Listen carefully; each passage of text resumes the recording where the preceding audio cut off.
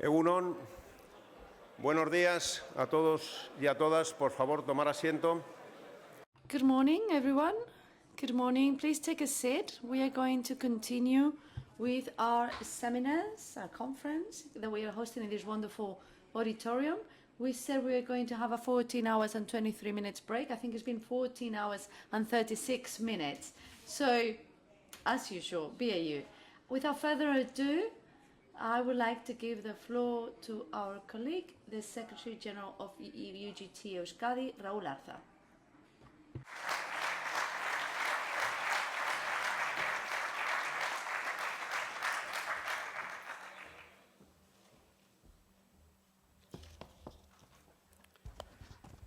Egunon guztioi, eta eskerrik asko etortzeagatik, lehendakari. Dear Regional Prime Minister, colleagues of the UGT FICA Trade Union, dear friends, you have come to spend some time with us to reflect upon one of the key problems that workers have, which is to find alternatives for the energy situation we are in the midst of. Social dialogue in the Basque Country, well, we've also seen the need to transform a slogan, which is the need for a fair transition, into something more than just words. We have been working together with the Department of Competitiveness and Economic Development of the Basque Country in an agreement that we signed in 2021 entitled the Social Pact for the 4.0 industry. I think that social deal, that agreement, I think it showed us how we have to work for the future, this uncertain future. We spoke about that before, the uncertainty we have, globalization. No one is aware, and many times we are not aware that any geostrategic movement has an impact in our economy. And I think one of the most important values of the social deal, social pact, is participation. I think that we are all aware that this change that's coming towards us is unavoidable, and that means we have to face it with anticipation in order to know what are the needs of companies, what will be the needs of future workers for those companies. And I think together we have to work jointly in order to anticipate to the changes that will happen, and to think about the synergy between the Department of Competitiveness, Department of Work and Employment, as well as the Department of Education, so that we can respond to the current workers' needs, but also to the youngsters that will join the labour market. And obviously, we'll have to see if we are able to give an alternative to those workers that are unemployed. I think those three transitions that we have to face, the robot digital transition, the environmental transition, and the demographic and social transition, I think those three have to be an opportunity for workers who are currently unemployed, people, mainly women that have been unemployed for a long time. And I think we have the obligation of giving them a response as a society. And I said the first thing that we have to do is to work to anticipate and foresee the needs of those workers. Secondly, we need to plan our actions. And without a doubt, this process has to be done based on information, transparency, and a consensus between trade unions, employers' associations, and governments. Yesterday, something was said, and I thought that that was a very interesting sentence. I liked it. So I've added it to our discourse that has to do with a fair transition, which is if people don't take into account the consensus of workers, it will be an environmental transition, it will be an energy transition. But for it to be fair, we like what in the trade union and what we show in the social dialogue, the 5 C's. We have to have constant dialogue. That is key. It was said that we need constant dialogue. a CIFO cooperation between the different players. Also CIFO collaboration, public-private collaboration. I think that's very interesting. It's very interesting to give value to this public-private cooperation. And we need a CIFO consensus also. And the last C from the trade union in this case from the UGT in the Basque Country, is a CIFO compromise. Our commitment, our compromise from an organization that's been in this country present for over 130 years, that's been fighting for the rights of workers, and that has, many of them have spilled their blood to defend liberties after the coup d'etat in 1936, where thousands of militants lost their lives against the coup d'etat, and also our workers that died and spilled their blood because of the terrorist group ETA. So we have to do everything we can, and we are here to ensure a fair transition, and we do not want to leave anyone behind. I think what this pandemic has shown us is the value of social dialogue. I think all the work that we have done in terms of social dialogue, both in the Basque Country but also nationally, has given has bear its fruit. I think the good way in which the temporary layoffs worked, I think, have shown this. And also we have a mechanism called RED, Network, that is going to help those members that need a transition in order to, we're going to try and meet their needs with training. And I'd like to thank the regional president for being here in this event. It's the second time he's with us, and without a doubt there'll always be a third. And I think that there is a clear commitment from the Basque government to face these social dialogue problems. We always understood that this was the right way of facing the dialogue, of facing problems, because we do not understand how, in the other aspects of our lives, dialogue is always a key word. And in the relationships between the trade unions, the governments, and the employers' associations, some focus on the poster or focus on the press conference and do not focus on finding solutions. Participating in the social dialogue doesn't mean that we need to congratulate the government all the time, but the government has to have the commitment to be present in all those areas where we try to improve the rights of workers. And without further ado, I'll give the floor to the regional president, Íñigo Arcuyo.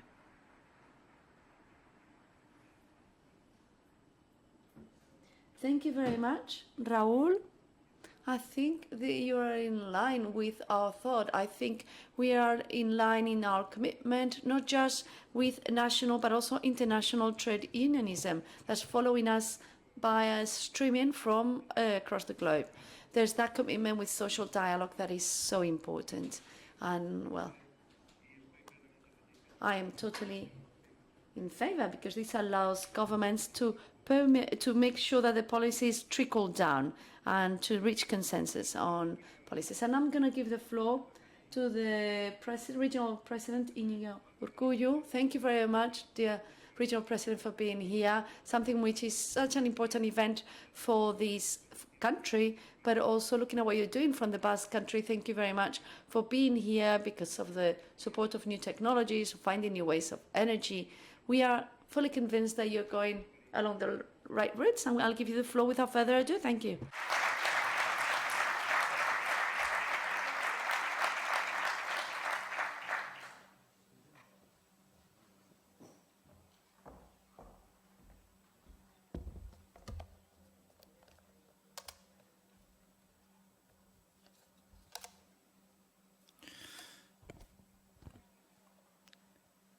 Herri agintariok, herri ordezkariok, gaurkoan UGT-FIKaren eta baita Anastasio de Gracia Fundazioko arduradun eta kideok, sindikatu eta enpresetako ordezkariok, jaun Andreok, egunon, eta eskerrik asko benetan zuen gonbidapenagatik eta lan jardunaldi hauek antolatzeagatik. Bi egunetan zehar mundu osoko ezagutza eta esperientziak partekatzeko aukera eskaini diguzue eta The speaker is saying a few words in the Basque language. Thank you, UGT FICA. Thank you, the Foundation Anastasio de Gracia as well, for organizing this working session on renewable hydrogen and the future of energy. Good morning, everyone. Good afternoon to those that are following us from the Asian continent via streaming. This initiative shows two realities: this core value of energy in the future from the point of view of well-being, but also of industrial development, and also the belief that energy transformation and environmental transformation is a national challenge that demands a shared strategy and the collaboration between the three organizations that we mentioned before, the collaboration of all the players. In this sense, another C that I will mention, commitment, compromise. The commitment of UGT shows how interesting it is for trade unions to reflect on a transformation that is going to deeply affect companies, but also, obviously, workers. The Basque Country is a region that is committed to sustainable development. We have taken on the international environmental goals. In 2015, we participated in the COP21 in Paris, and the Basque Country government that at the time had a co-presidency of the state representation went there to Paris. Then in 2019 we looked at the climate crisis, and we took on the law on sustainable energy. Then the 2020 regional government decided to have a fully commitment on energy. Last year we approved the Green New Deal in line with the European deal, and we have approved the environmental law and protection of nature, as well as the law on climate change and transition we're working on. And we also have a national strategy plan for the circular economy, the environment, and a bioeconomy. And that means that all the public entities, economic and social agents have to participate. Industriari eta iraunkortasunari egokituko dena herri helburu bat da, beraz. Speaker saying a few words in Basque language. Lau lehentasunetan, energia berriztagarriak, natura ingurunearen babesa, biodibertsitatea eta ekonomia zirkulara. Horixe da gure konpromisoaren oinarria, eta eskertzen dut jardunaldi hauen xedea, hau da industria eraldaketa eta bidezko trantsizio energetikoa bultzatzea. Eredu hori industrian, teknologian, energian, berrikuntzan eta ikerketan gauzatzea dagokigu. Nuestro modelo de Our human sustainable development model is the basis for our commitment as a country. And I would like to thank the fact that this conference has focused on industrial transformation and a fair energy transition. We are an industrial land, and we take on the responsibilities of contributing to manage to get the balance in the planet and the neutrality of the greenhouse gases by 2050. We have shared this goal in the industrial cluster, and we have also joined the net zero emissions deal. The creation of a hydrogen ecosystem is an important investment for the Basque Country. It will allow us to move forward in the decarbonization of the energy sector, as well as industry, services, and mobility. It also opens doors to new opportunities in the field of industry and technology. This meeting is allowing us to get to know different realities.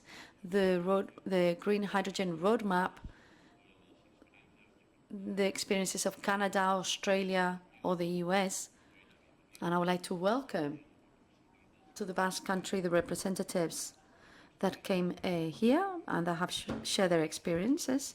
We know the use of hydrogen now for the new mobility, and we also know the experience of the hydrogen Basque corridor, those in Norway, Japan, or Germany.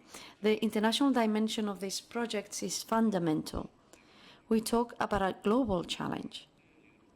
Currently, hydrogen represents less than 2% of the energy consumption in Europe, and it is mainly used to produce chemical products such as plastics and fertilizers. 6% of this hydrogen is manufactured via gas, which leads to great CO2 emissions. The EU strategy looks into the potential of hydrogen in order to help decarbonize the continent efficiently, and that's why the EU will devote 1 billion euros to the Clean Hydrogen Partnership project for 2021-2027, and the same amount of private investment will also be added to that. This is a top-rate objective, and over the last few months I've had the opportunity to look at the hydrogen corridor as a priority within the Atlantic Europe Committee, also to look into the hub of decarbonization of the port of Bilbao with Repsol, Petronor and Kutxabank, also to get to know the experiences of research and development that are taking place in Corsica in terms of hydrogen storage and the PV processes. And today we've presented an initiative to the Working Commission on the Pyrenees with the creation of a working group that will look into the whole value chain: production, storage, distribution, use, safety rules and training. Giza garapen iraunkorra. The speaker is translating that into Basque language. Eta industria garapena uztartzen ditu. Helburu eta eredu hauetan aurrera egiten jarraitzeko jardunaldi hauek eskaintzen diguten ezagutza eta esperientzia trukaketa aukera bat dira. Beraz, nire eskerrak eman nahi dizkizuet zuen parte hartze eta ekarpenengatik. Contamos, por lo tanto, con un modelo. We therefore have an energy efficiency model of investment in renewable energies and industrial development that looks to the future. Our goal as a country is to face this energy and environmental transition in a fair manner that allows us to bring together industry and sustainability. We thank the knowledge and experience offered by this working session on renewable hydrogen and the future of energy. Thank you very much.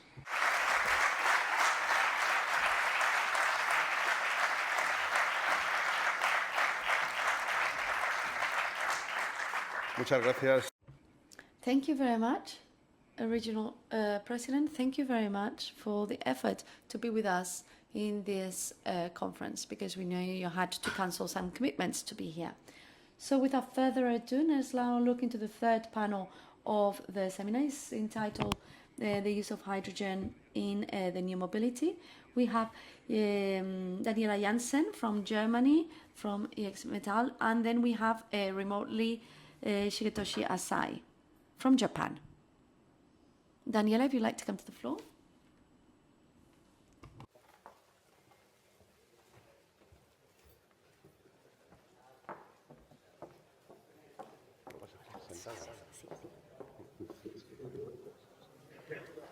Si te parece, Daniela, vamos a dar paso primero, que ya está conectado por videoconferencia. I'm really sorry. I think he's saying that our colleague is connected, so let's start with him.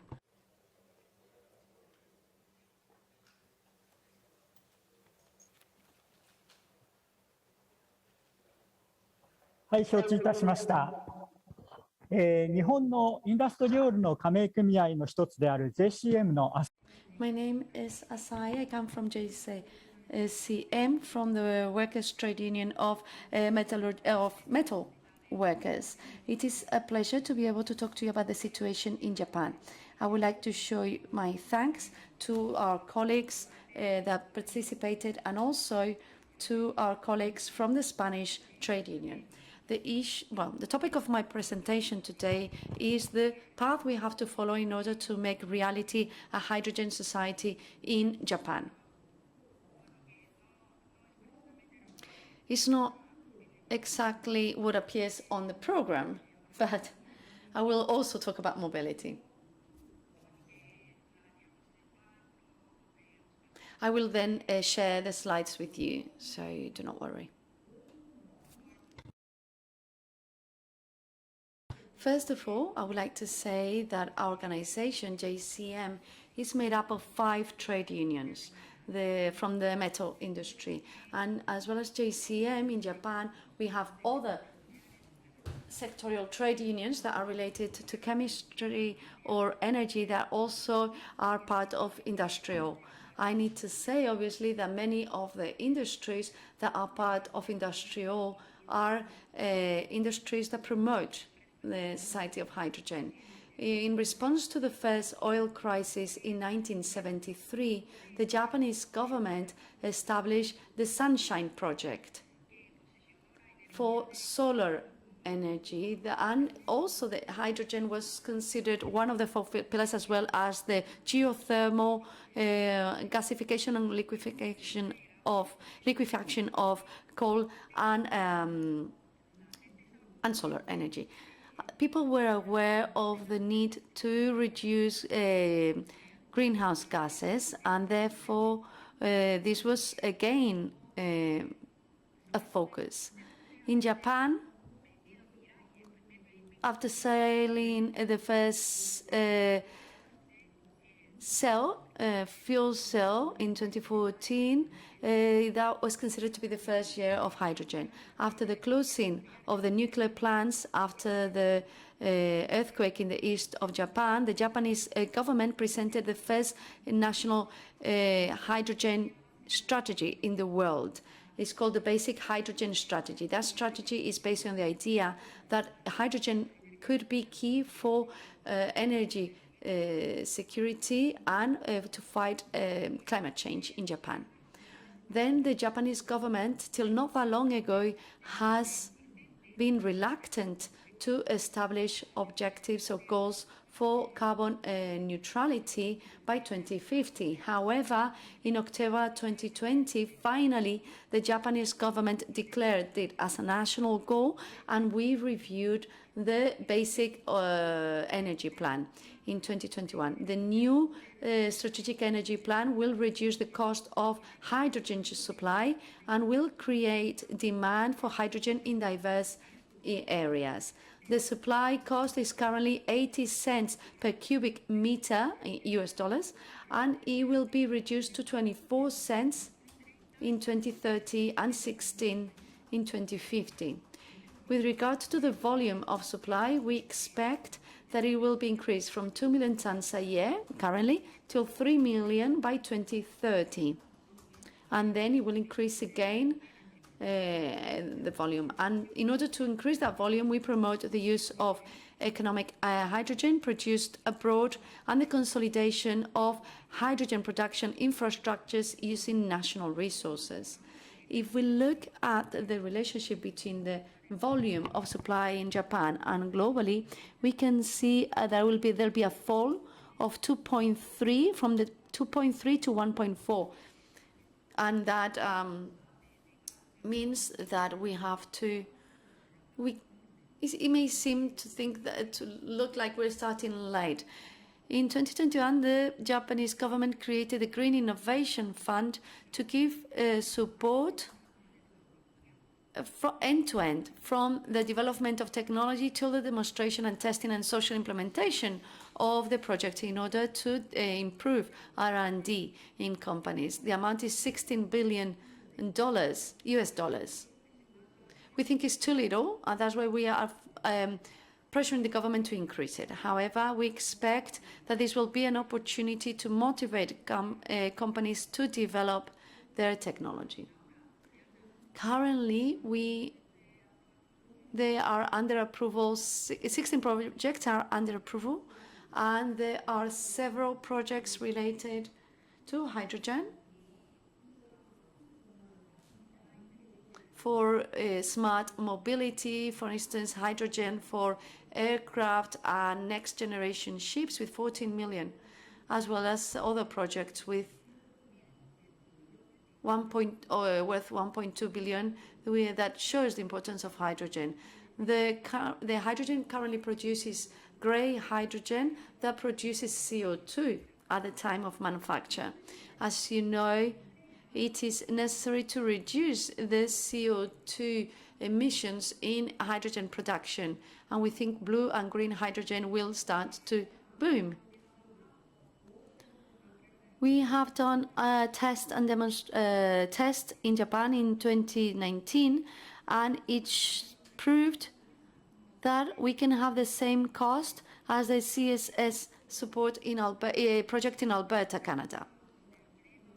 So with the support of the government, there is a movement to commercialize CCS in Japan, but also at the same time there are others who think that the ability to store in the country has a limit, and so the importation will be a key path for blue hydrogen.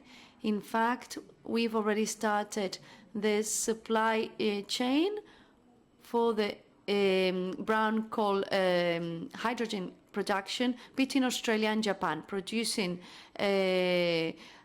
hydrogen from brown coal in Australia, and then is stored as CSS, and then is brought into Japan. The tanker is also in operation.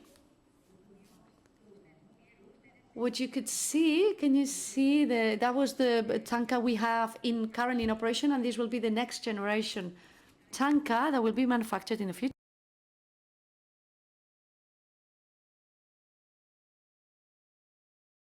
In Japan,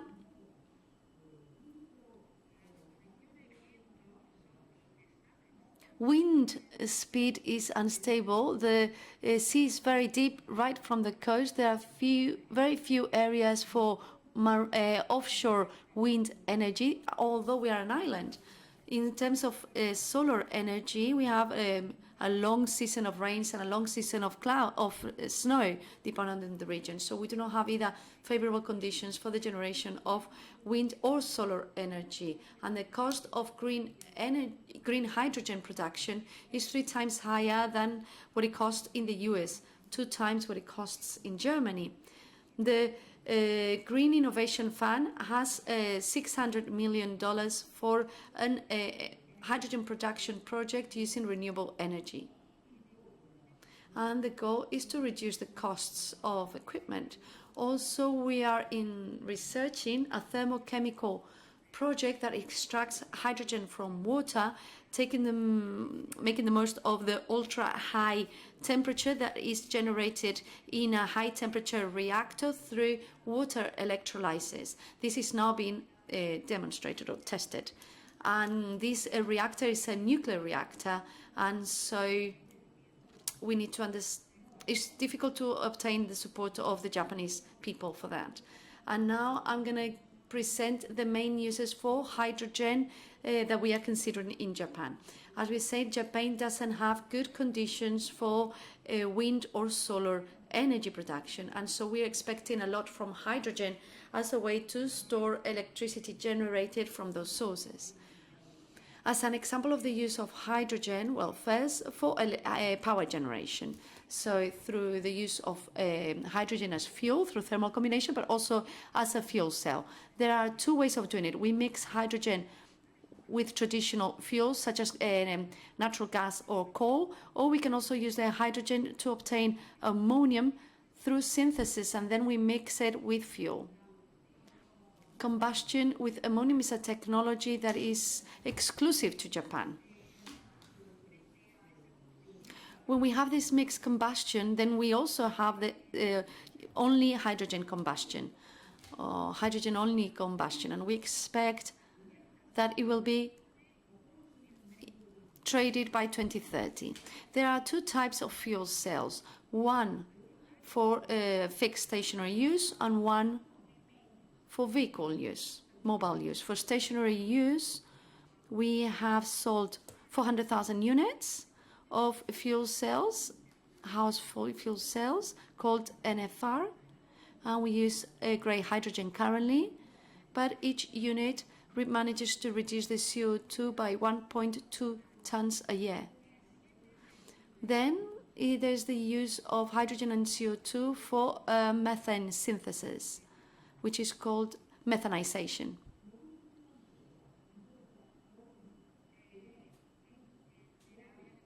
In terms of mobility, we are moving forward in the use of these fuel cells for vehicles, cranes, planes, ships, and trains.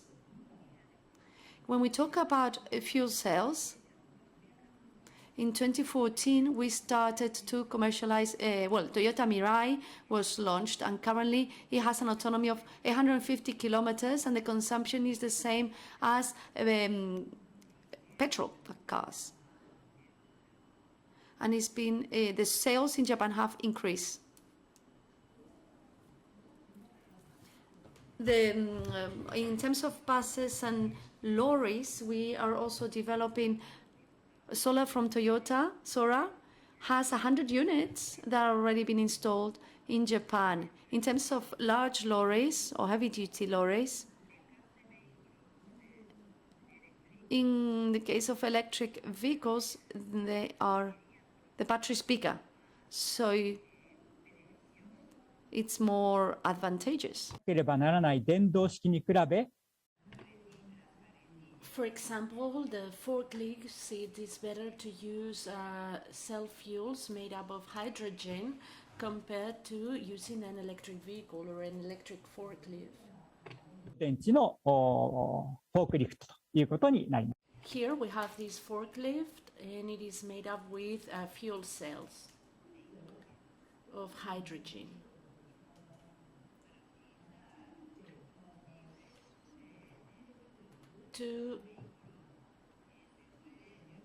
In terms of the fuel, for the vehicle, we can either use synthetic fuel made up with hydrogen and CO2, and another way is to use ammonia that can be synthesized from hydrogen and nitrogen.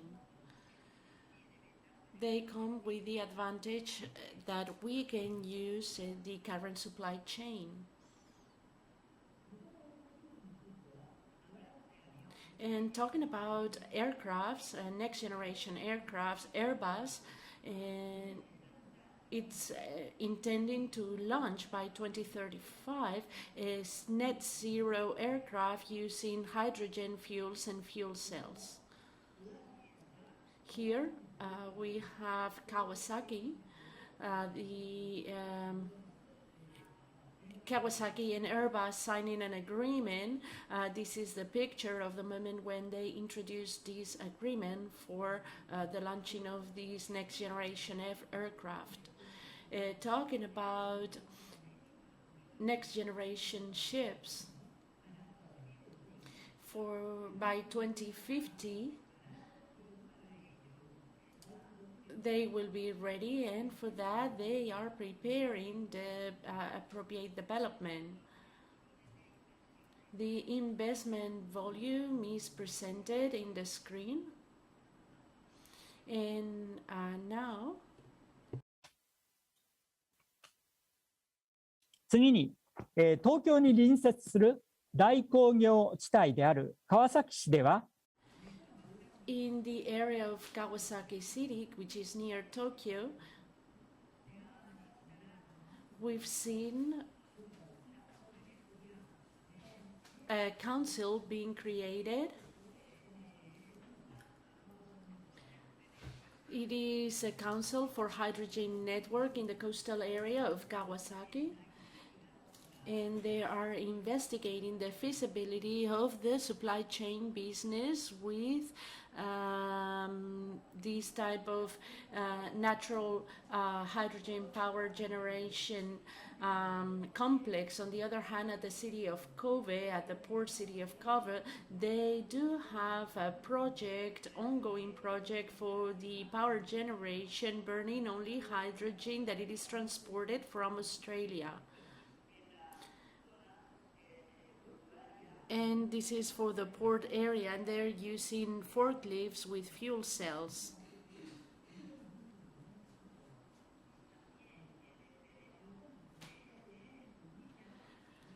Also in the Olympic and Paralympic Village, in the former side of it, they do have a project, and by 2024 they will start having 5,632 households there. And there will be a hydrogen station, and through underground pipelines they will be able to supply hydrogen to this new building or residential area. The participants in this Olympic village, they've edited this image on the internet. Maybe some of you have been able to see this picture. And they want to use as a form of transportation fuel cell, hydrogen fuel cell buses. I would like to give you an example of a city that it is smaller.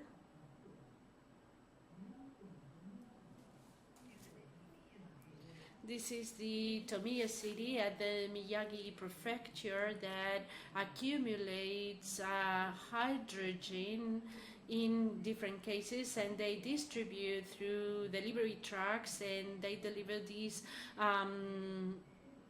hydrogen to cooperatives, to households, to retail businesses. These type of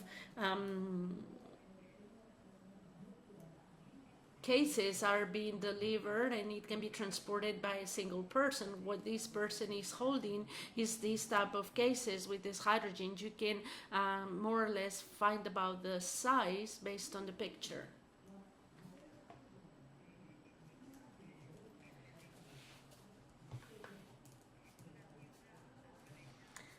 This is a city that takes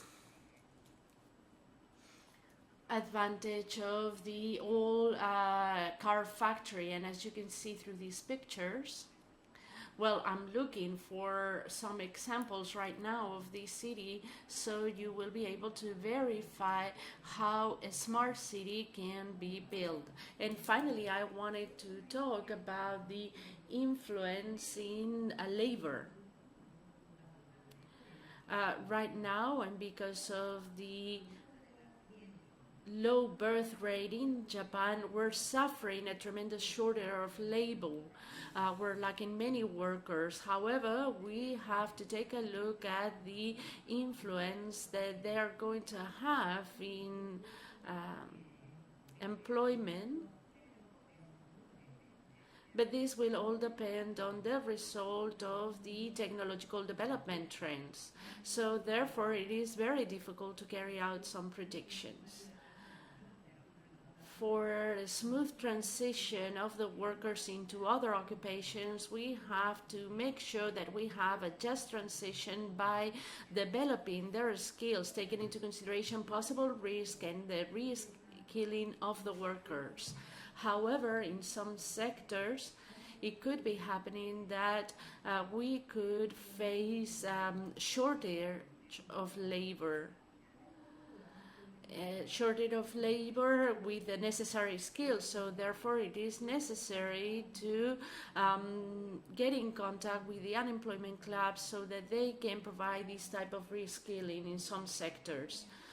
The employment centers need to be able to provide information, and they need to gather information from corporations so that they will know how to balance the unemployed population with the works that are necessary. By JCM, our trade union,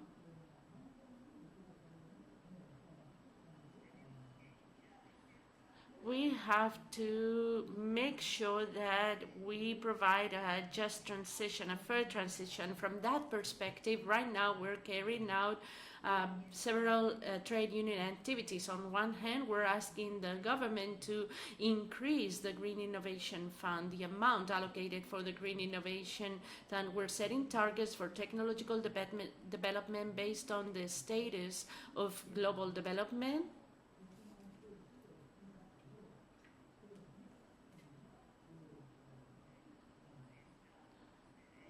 Also, we fought so that we could get 12 billion yens in innovation fund for green technologies. Corporations in the past were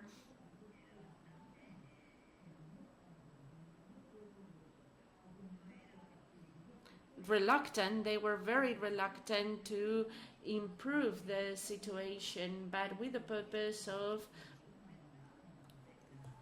reaching our 2050 objectives, right now corporations are changing their perspective and they are very much aware of the need to change their attitude so that they can have certain improvements in the future. And that's all that I had to say. Thank you very much. Bien, bien. Muchas gracias, Toshi, y sin más le vamos a... Thank you very much. Without further ado, we're going to give the floor to Daniela. You have the floor. Hola y buenos días a todos. Hello, good morning to everyone. This is going to be my first presentation in English, and that's why I will ask for your understanding. Sorry, it's going to be in Spanish. Vamos a ver. Sí, eso es. La primera pregunta puede ser ¿qué tiene que ver la IGM con... The first question that you might wonder is what does IGM has to do with hydrogen? And the question is easy to answer. Is because we feel a great deal of solidarity. IG Metals is clearly committed with the climate objectives set out in Paris. That's very important for us. We can only fight climate change in a successful way if we do so in a social and democratic way, not leaving anyone behind. Deindustrialization is not an option for us. It's definitely not an option for us. We must maintain good jobs and create future jobs in future fields, as the colleague from Japan said before. And this can only be achieved with a strong industry, clean industry, and innovative industry with clear co-determination. Hydrogen will play a crucial role. It is urgent to work now so that the hydrogen technology can become a success factor for a neat industrial zero emissions, so we can have a better climate and we can create sustainable jobs. And industry must massively invest in that, and politicians need to establish a reliable framework for this type of investments.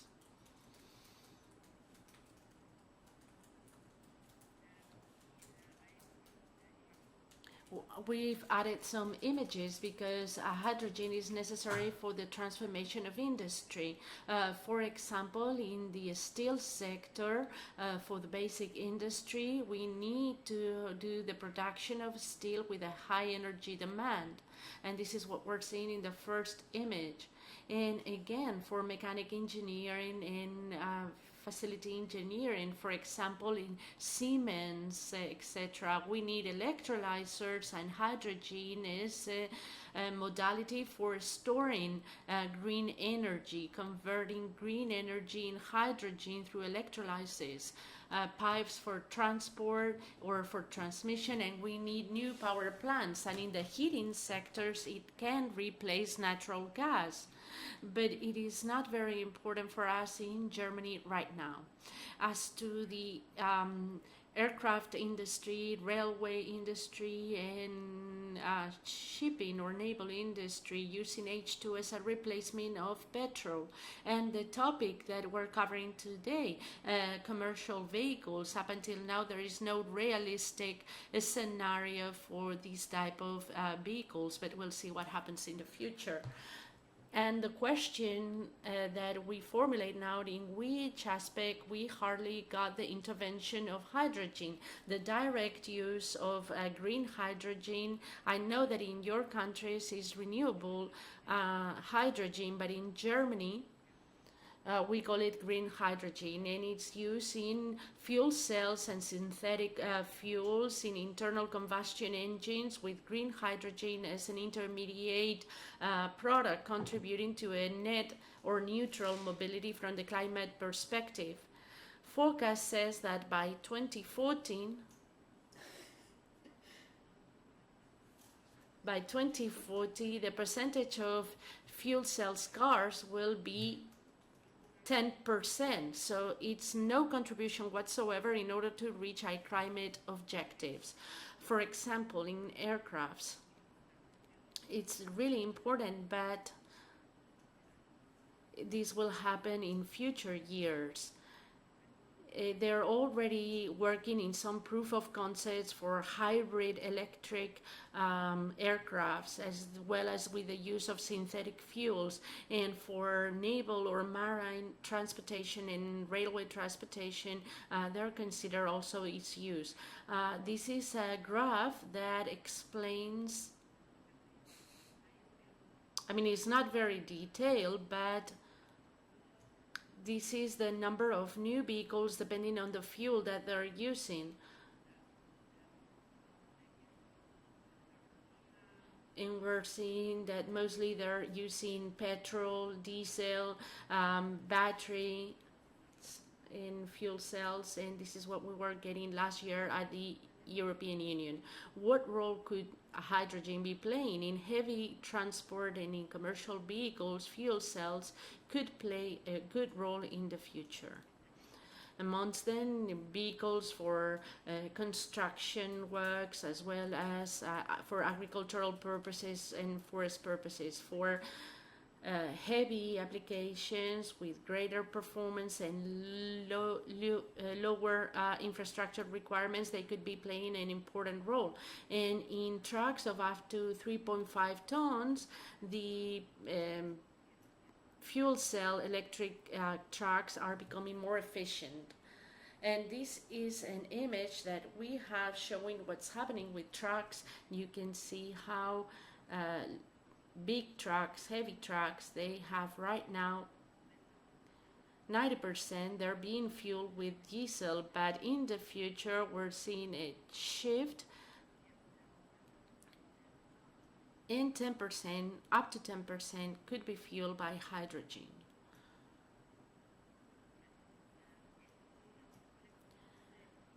This is a hydrogen combustion engine. This is an example from the company Bilbao ING. This is a very innovative corporation, and this is an economic alternative to other technologies with CO2 emissions. I believe this to be a very good idea because we can industrialize this in little amount of time with a proven supply chain, and we already have the production capacity. It is also appropriate for lower qualities of gas with lower cost and less processing effort versus the fuel cell.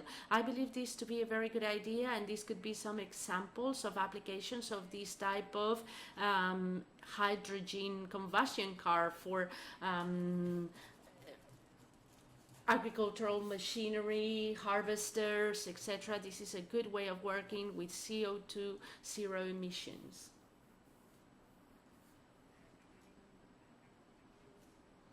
Now I'm going to change topics a little bit. This is this Siemens Meteos Plus train. It's divided into two parts for regional transport, and it is equipped with electric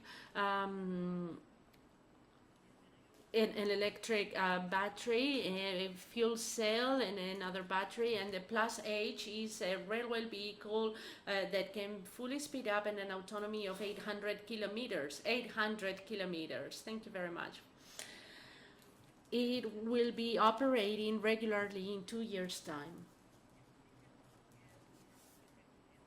This is one example, and the other one is the Coradia E-Link from Alstom. Alstom is a bigger corporation compared to the one that we had before, and in that sense they are better in this technology.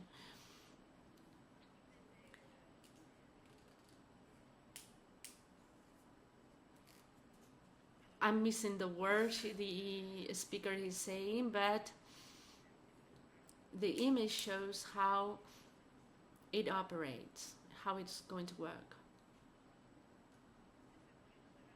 As to the challenges for these type of trains, They are highly requested with a high capacity, more than 2 megawatts. That's what it requires.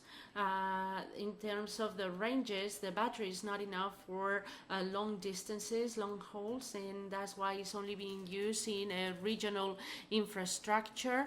And the infrastructure is very simple, and it has a useful life, a shelf life of more than 30 years. So in conclusion, and to finish my presentation, in the future, hydrogen will be a fundamental piece in technologies of railway transport, depending on the degree of electrification, the operational use, the availability of green hydrogen or renewable hydrogen, and the development of the technology for the batteries.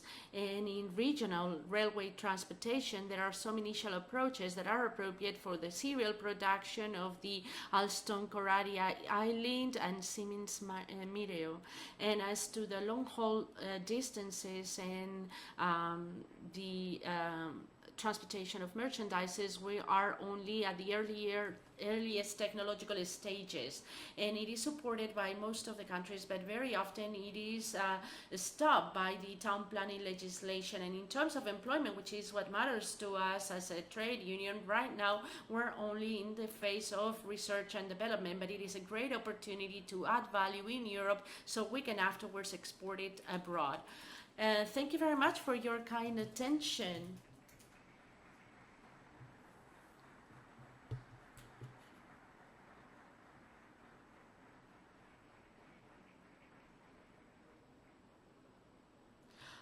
Thank you, Daniela. I think we're doing pretty good, even though we had a minor delay at the very beginning. Is there any question for Daniela? Parece que no hay ninguna, pero yo sí que te voy. Seems like there were no questions, but I would like to ask one.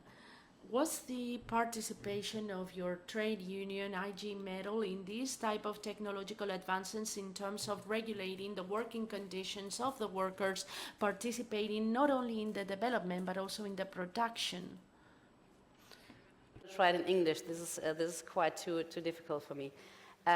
We have taken part in the education, for example, for workers, because we don't know exactly what the effects on the high amount of the production is. We took a study, for example, for steel and for mechanical workers, just to underline or to undermine what will happen.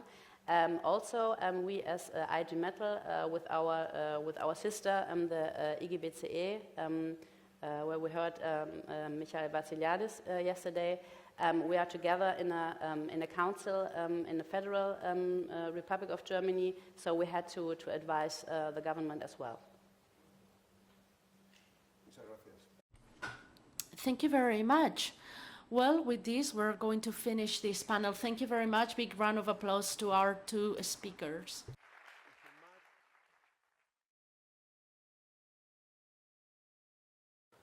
¿Sí? ¿Se me oye? Sí. Damos paso a... I hope you can hear me now. We're going to give the floor to Josu John Imad, who is the CEO from Repsol, and Íñigo Ansola, who is the CEO of the Ente Vasco de la Energía. They're going to talk us about the Basque hydrogen corridor and the situation in the Basque Country.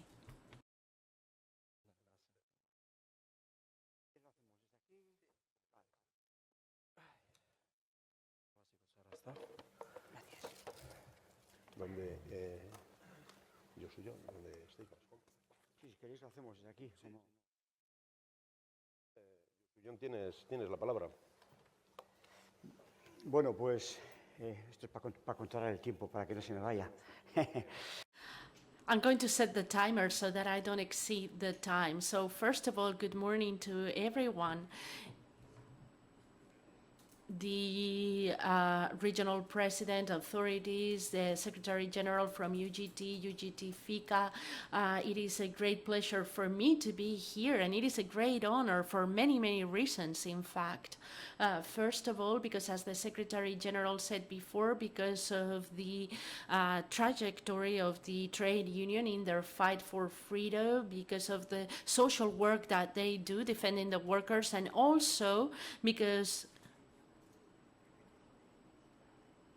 you have a slogan here, let's save the industry, and the reason why I'm honored to be here is because of the commitment that UGT has in saving the industry and maintaining the jobs in the industry. I've had thought about bringing a PowerPoint presentation, but I have decided not to do so because it was pretty technical. I'll rather give you a more pedagogic presentation, and yesterday I was taking some notes, and the first thing that I thought to tell you is that the first time I manufactured green hydrogen was 47 years ago.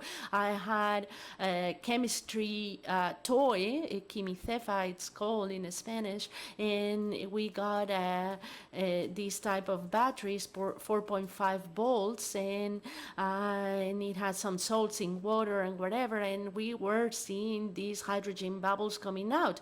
What do I mean by this? What I mean by this is that green hydrogen is not a new thing. It was discovered around the 1800s by two British chemists, and we are in front of a technology that has been amongst us for 220 years, that is very well known, and however, it is only now that is becoming fashionable and a priority. Why is that?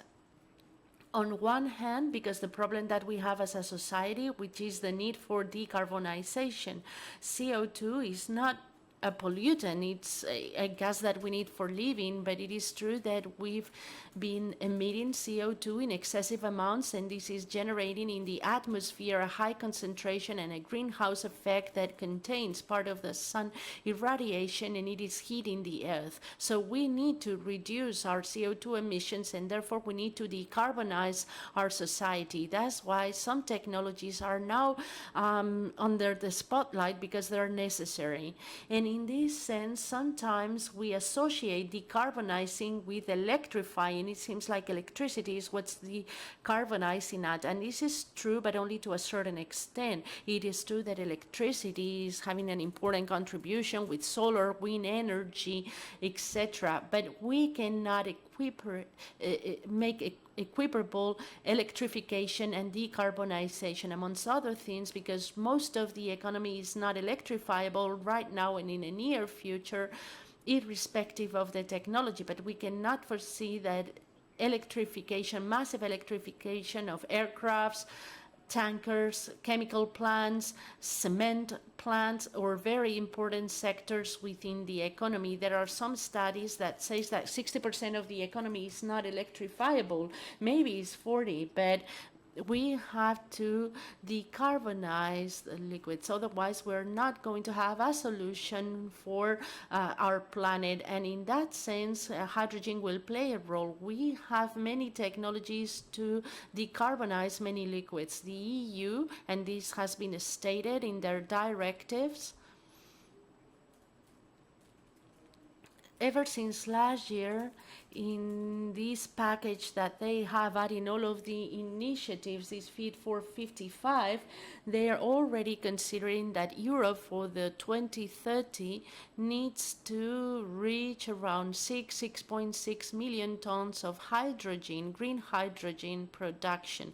Hydrogen that doesn't produce any CO2.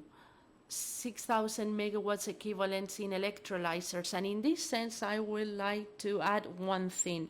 When we talk about green hydrogen, when we talk about all colors hydrogens, as explained by the previous speakers, both Asai as well as Daniela, the representative of IG Metal that we've heard, we can use hydrogen in different ways, and one of them in the development of circular economy allows us that based on ways we can generate biogas with the same composition of natural gas, and this biogas we are using it in the same plants, and we have hydrogen with an advantage. The advantage is that we are not emitting CO2. We're emitting with burning the gas, but at the same time with capturing the organic waste that will be emitting CO2 emissions, so it's offset.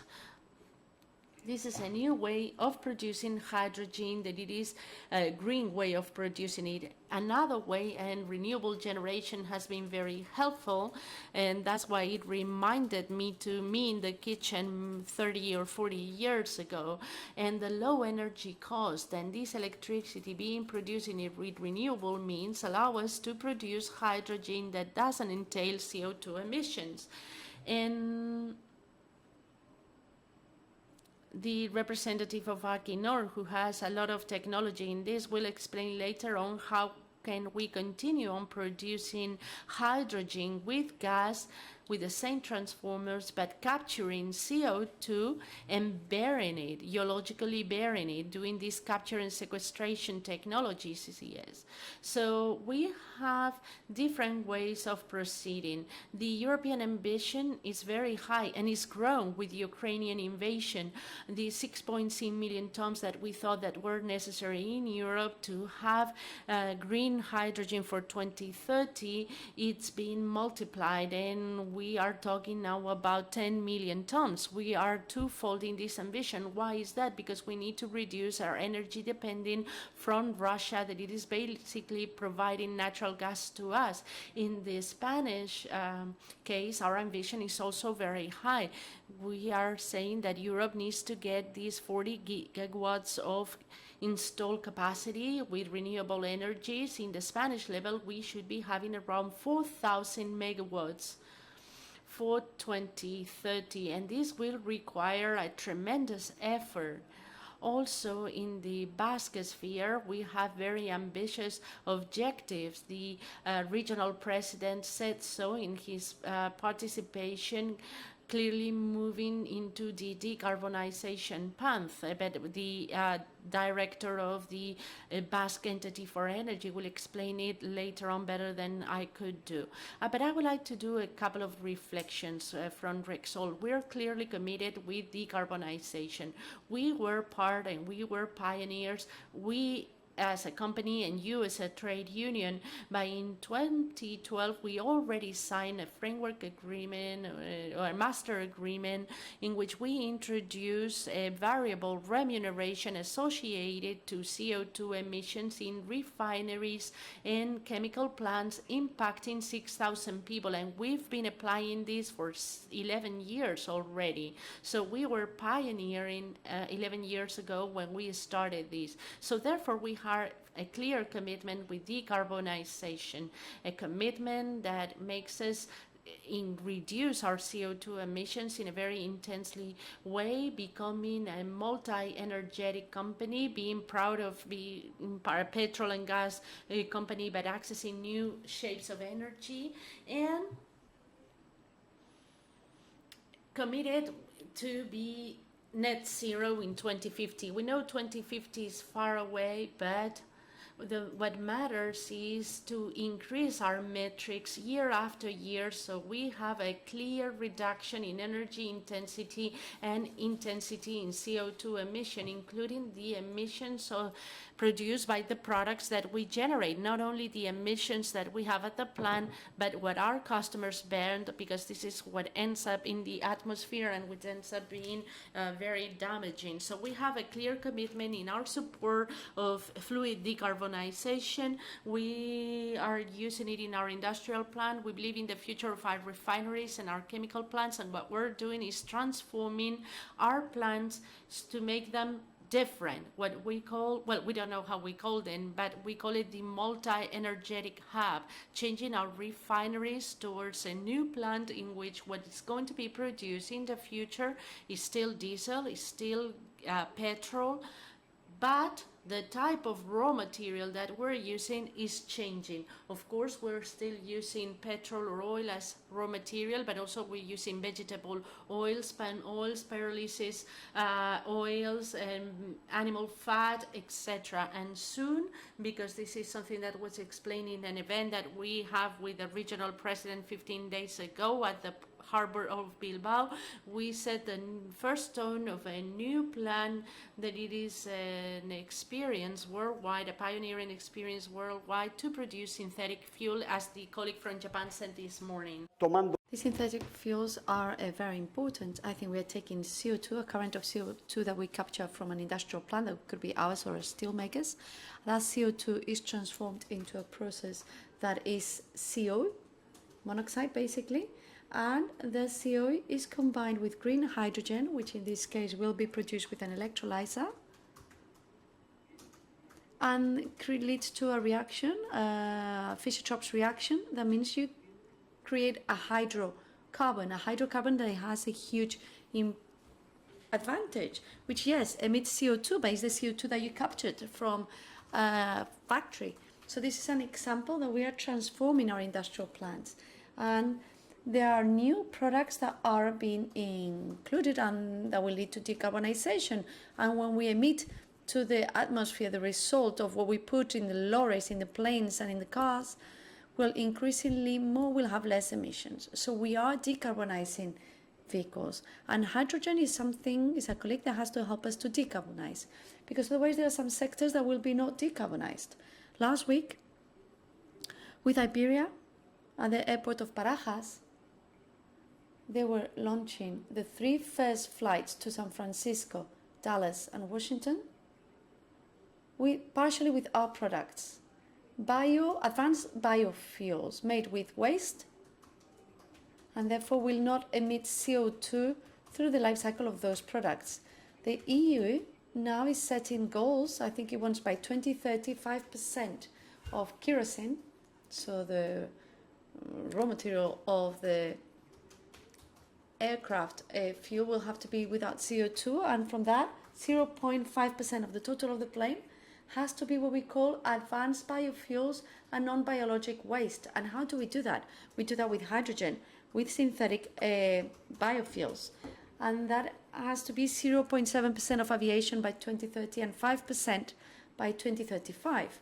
So we need to do this. It's our duty, it's our responsibility. We must do it so that the industrial plants and our refineries have a different concept in a decarbonized world to make sure that they still have a place. And all of this has to help us. And also, in the refineries, we have a regulatory advantage to do this. Because before, when I was looking at the slides on prices, I was thinking, yeah, I mean, more or less the examples of Japan and Europe, the prices are similar. But what are the advantages? Well, hydrogen,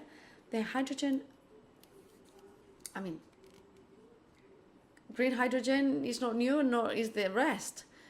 In Spain, we consume 500,000 tons of hydrogen. Of those, 78% are consumed during refining, and most of them by Repsol. We operate in Cartagena, the largest hydrogen plant in Europe. Grey hydrogen.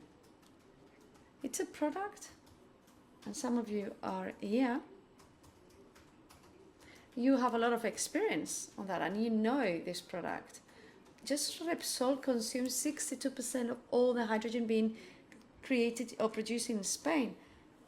The fact that we include green hydrogen, what does it mean? It means that the hydrogen that we are injecting goes into oil manufacturing and ends up being biofuel, and so it's bio. And because it's bio, it has the EU regulation of bio. It is certified as a green fuel, and therefore does not compete in price with grey hydrogen.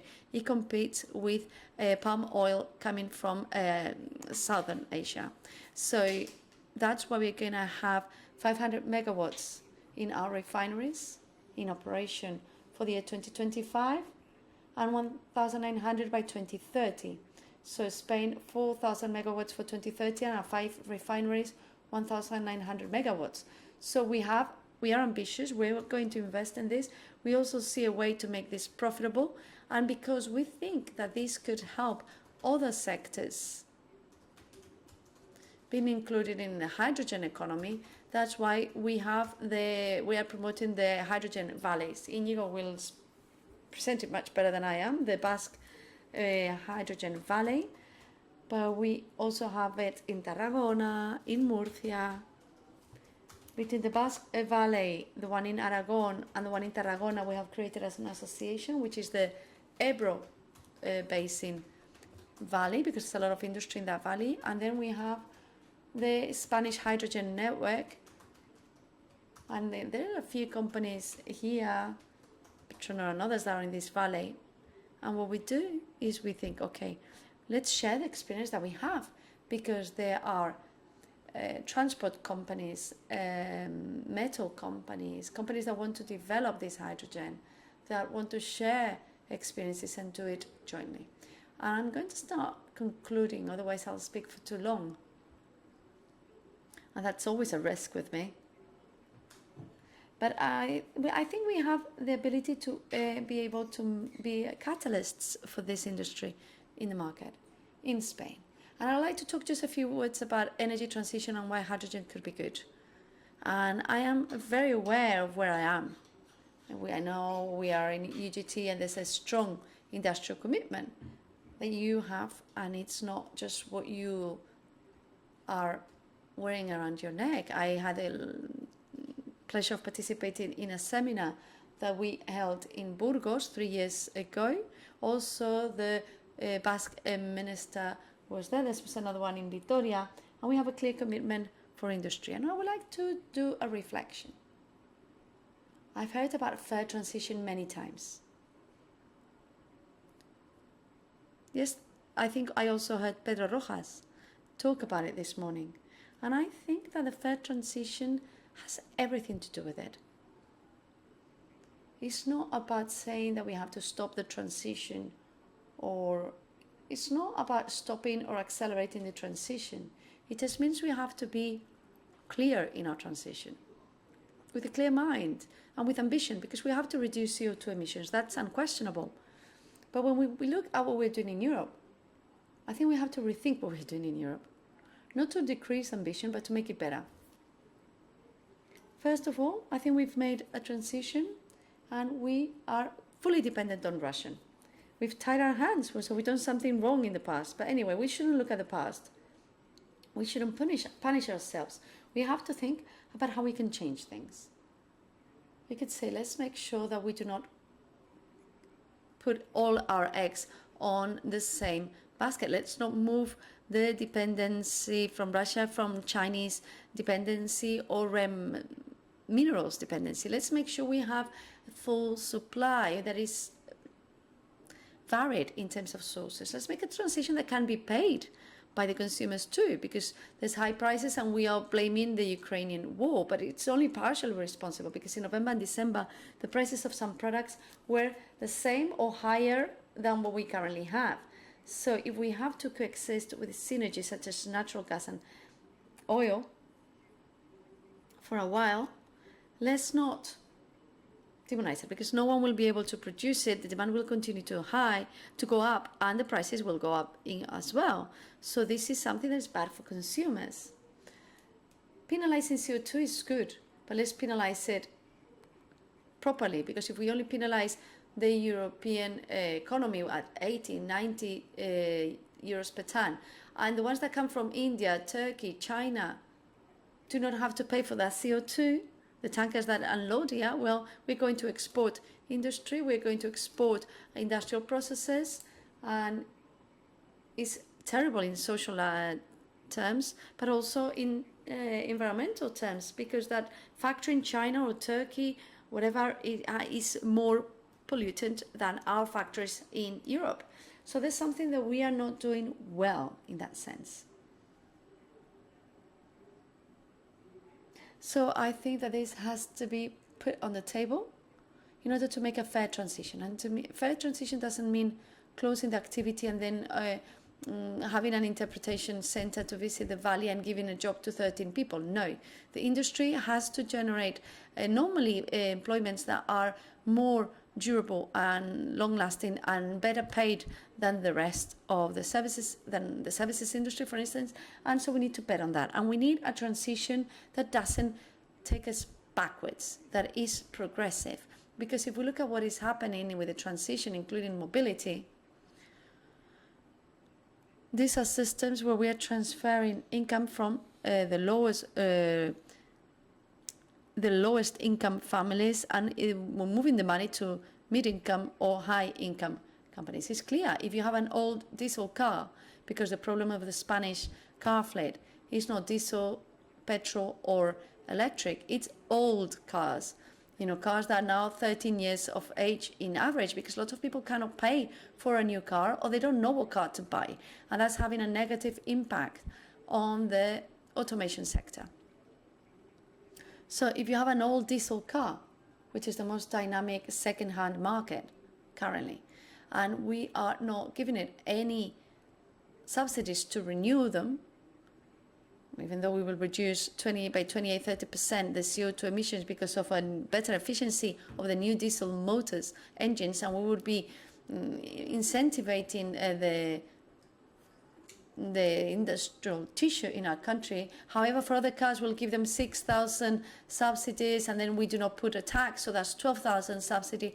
I think it's questionable from a social point of view and terrible from an industrial point of view. And in terms of emissions, we are tricking ourselves, because we have to measure the CO2 emissions of all the life cycles, starting with mining in China, the production of the battery, and not just what's burnt on the exhaust pipe of the car.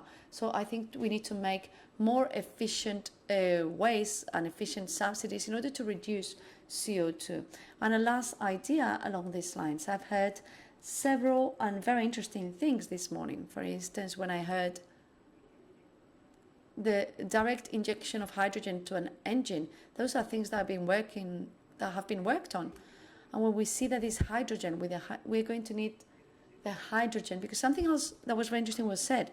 I think it was you that said it, that part of the infrastructure can be used if we are able to put decarbonized fuel into an engine. So if we can do that, if we have hydrogen, that in principle could also be a way of creating a fuel without CO2 emissions, why are we going to prohibit combustion engine? Why are we going to kill the automation industry? Why are we going to damage the industrial tissue? I think from an environmental and European perspective, and all of us with our, and at the trade union you have a lot of strength, European-wide, I think we have to put these thoughts on the table. We have to decarbonize, but why are we going to eliminate the possibility of the combustion engine liquids being decarbonized? Why are we going to harm the European automation industry? And also, if we forbid the combustion engine, what are the incentives for companies to invest in synthetic fuel or advanced fuel? And we're going to continue doing so, but the incentive is quite low for companies. So I think we must be humble. We don't know what technologies will be successful in the future in 20, 25, 30 years. I don't know what percentage hydrogen will be, but the history has shown that we need to be neutral. We have to have technology neutrality. We need to let everything compete, and we cannot throw stones to our own roof. I think hydrogen will be an important vector for decarbonization. We clearly are going to commit to it. At Petronor, we have 2.5 megawatt, 100 megawatt valleys, another one in Cartagena, another one in Tarragona. Important projects of circular economy that have to do with biogas to produce hydrogen and to use the refinery in Coruña. We have a very interesting project in Puerto Llano, which is photoelectrocatalysis. Technologically, what it does is the sun hits the water straight away, and with electricity, just with water ionization, it creates hydrogen. It's a pioneering initiative worldwide, and we're going to do different bets. We don't know which ones are going to be successful, but we have to decarbonize based on the technological industrial capabilities that we have. And we are going to fully bet on the industry. We're going to defend our industrial capabilities and infrastructures. And we also think that with investment, people, everyone working at our companies, and with technological evolution, we will be able to have a decarbonization of energy based on the industrial capabilities that we have.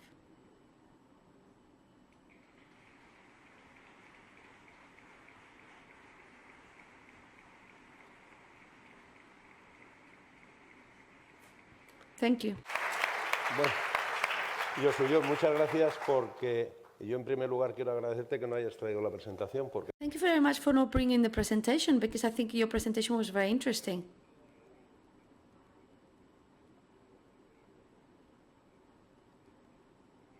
You've spoken about the reality,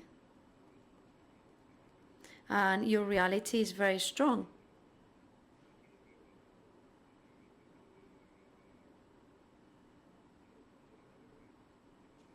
And we can see interventions such as yours really promote an active dialogue. So here we have representatives from our trade unions, from companies. So I think it'll be very interesting. Some from UGT FICA. I remember what we had in the 17th in Burgos, 2017 in Burgos and in Valladolid that were very interesting, but we're not going to stay here. I think this is the right forum so that this type of debates with this practicality away from theory can be useful. I give you the floor, Inigo. Well, he's saying a few words in Basque. Korra eta laguna gainera, UGT-ko kideok eta hementzago zen kide danoi egunon eta eskerrik asko. He's thanking the organizers. So yesterday a work colleague was joking with me and he said at this event I was going to have a great support band. But the truth is that he's just scored 17 goals against me. And now in 10-15 minutes I have to turn the match around. Anyway, I'll just focus on what I was going to say. I think there's 40 years in which we have been, we have a history of energy, and I'm sure Sion knows more than me, but this was created in a context of energy crisis as well, where we had a high dependency from the byproducts of coal and oil. But oil byproducts were about 62%.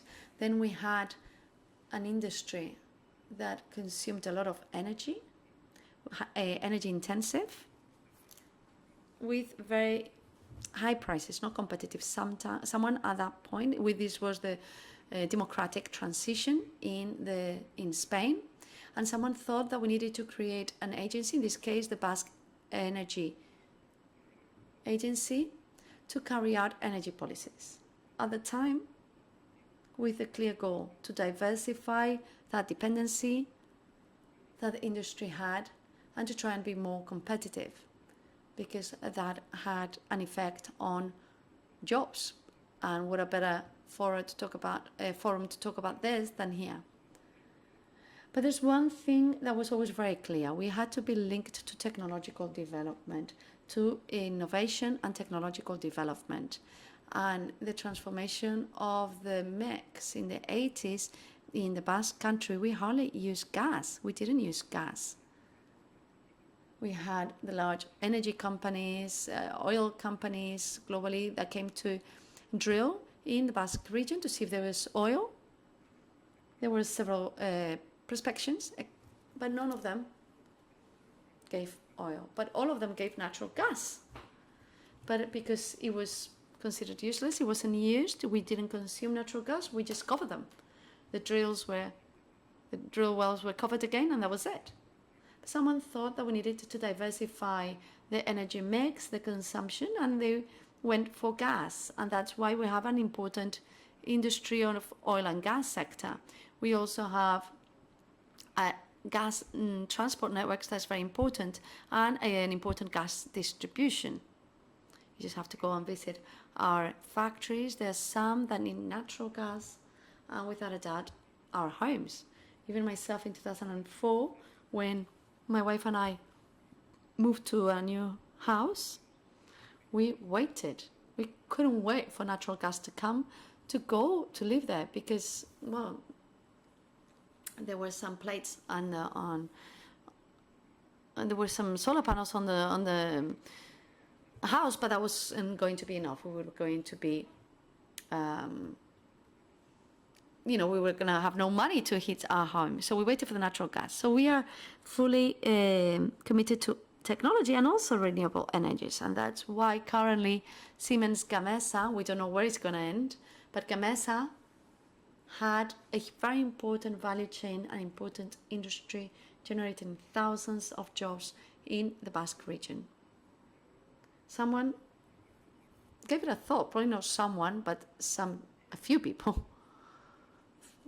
thought in order to develop that technology. I have some colleagues in Erne that for many years have been working there, and they say that it was a real adventure. To think that from wind they could generate electricity starting with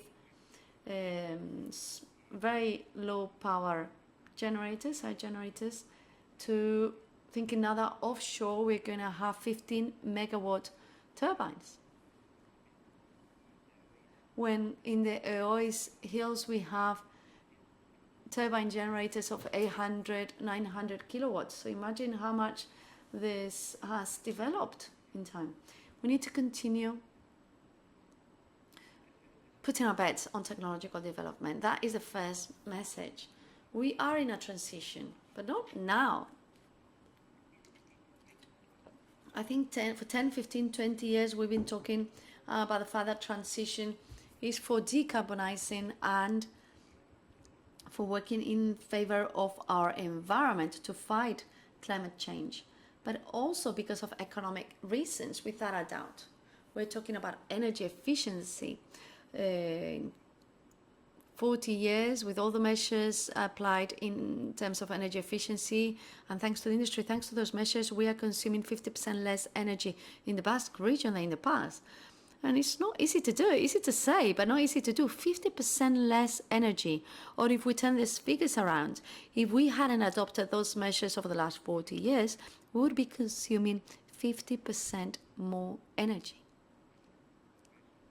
with what that entails. So yes, 40 years later, we are in another energy crisis. Let's hope it's not an economic crisis, but yes, without a doubt, an energy crisis due to several reasons, obviously. But I would mention especially, from a European perspective, our high dependency in the energy sector, either from oil byproducts or crude oil. And there's people here that know about it. I'm not going to give any lessons on this. But also natural gas. And from the 24th of February, we've seen what we've suffered. In August last year, we were concerned because electricity was at 90 euros megawatt hour. We were really concerned. However, nowadays, it's 180 megawatt hour. I hope that with these measures to limit the price of gas in the marginal system, somehow we'll be able to bring down the electricity price. But the problem is still there at the base. I mean, our dependency is huge, and we have huge challenges. And the hydrogen could help us along the way. But we need to have our feet clear on the ground. We're talking about green hydrogen. Okay, good. But we can't. We can't continue suffering so much to install wind farms or solar farms. Or I would even say that if we think about promoting a project using biomass, that is also not intermittent, it's not on-off. I'm convinced that we will still have problems to promote those plants. So somehow we need to reach an agreement. We need to all sit on the table, the politicians, the trade unions, the the companies, the civil society to reach agreements. We seem to build walls around us, and the first thing we say is no, no. And I totally agree with what the Secretary General of UGT for the Basque region said. Raúl, I think that has to be our work. We do not need to reach agreements, but at least we need to discuss. We need to have fora to unite us based on trust. Just because I say A and he says B, or that other gentleman or lady says C, because he believes in another political party, we can't just state things like that. We can't just have no as an answer. So I'm going to talk also and align with what Asuyon said.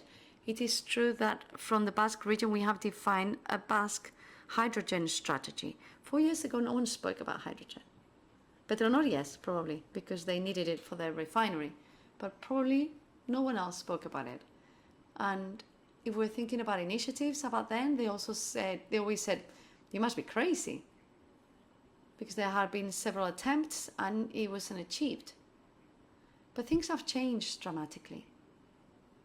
Due to that high energy dependency that we have, we need to be able to develop technology and to work in a vector that can actually help us to develop technology, create industry, and therefore create job positions. And that can also help us to fight those temperature increases that the planet is suffering. At least human beings have to do that, because for natural reasons, obviously, along the history of the planet,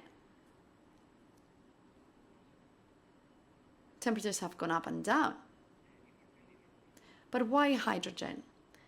Because it can be stored long term and in large amounts, and so it makes it easier to integrate renewable energies and the energy system by including generation and consumption. We all know that it has no greenhouse gas emissions.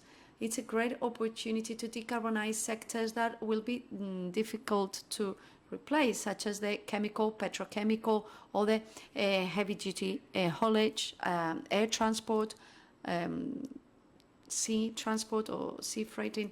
So also the use of different applications in the industry which need high temperatures. And also it has no local pollutants. What are the guidelines of the Basque hydrogen strategy? I don't want to bore you out.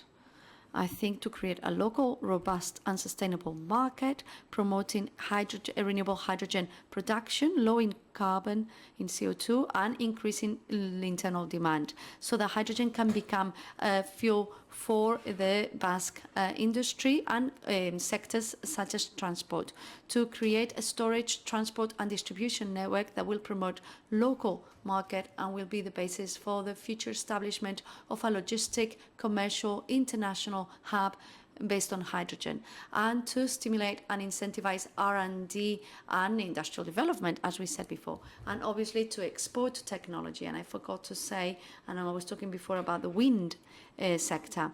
This month, or maybe next month, we'll have 100% Basque technology for the first floating plant globally. Is built with concrete, with the use of 100% technology from the earth, and we will try it in Damienza. From the Basque region, sorry. And I'm sure that we will use it to export, always linked to the industry and to the sustainable development of our economy. And the Basque project is divided into 6 axes. Storage, distribution and transport, final uses, production of hydrogen, industrial use and technological market, regulatory framework. We need to create a regulatory framework. This week we were meeting in order to analyze the state regulation that it's already being developed in the European regulation, that it is already providing symptoms of advancement. So we will continue on dealing with this from a public-private perspective, so we can develop this legal framework that is going to be so important to generate market for hydrogen.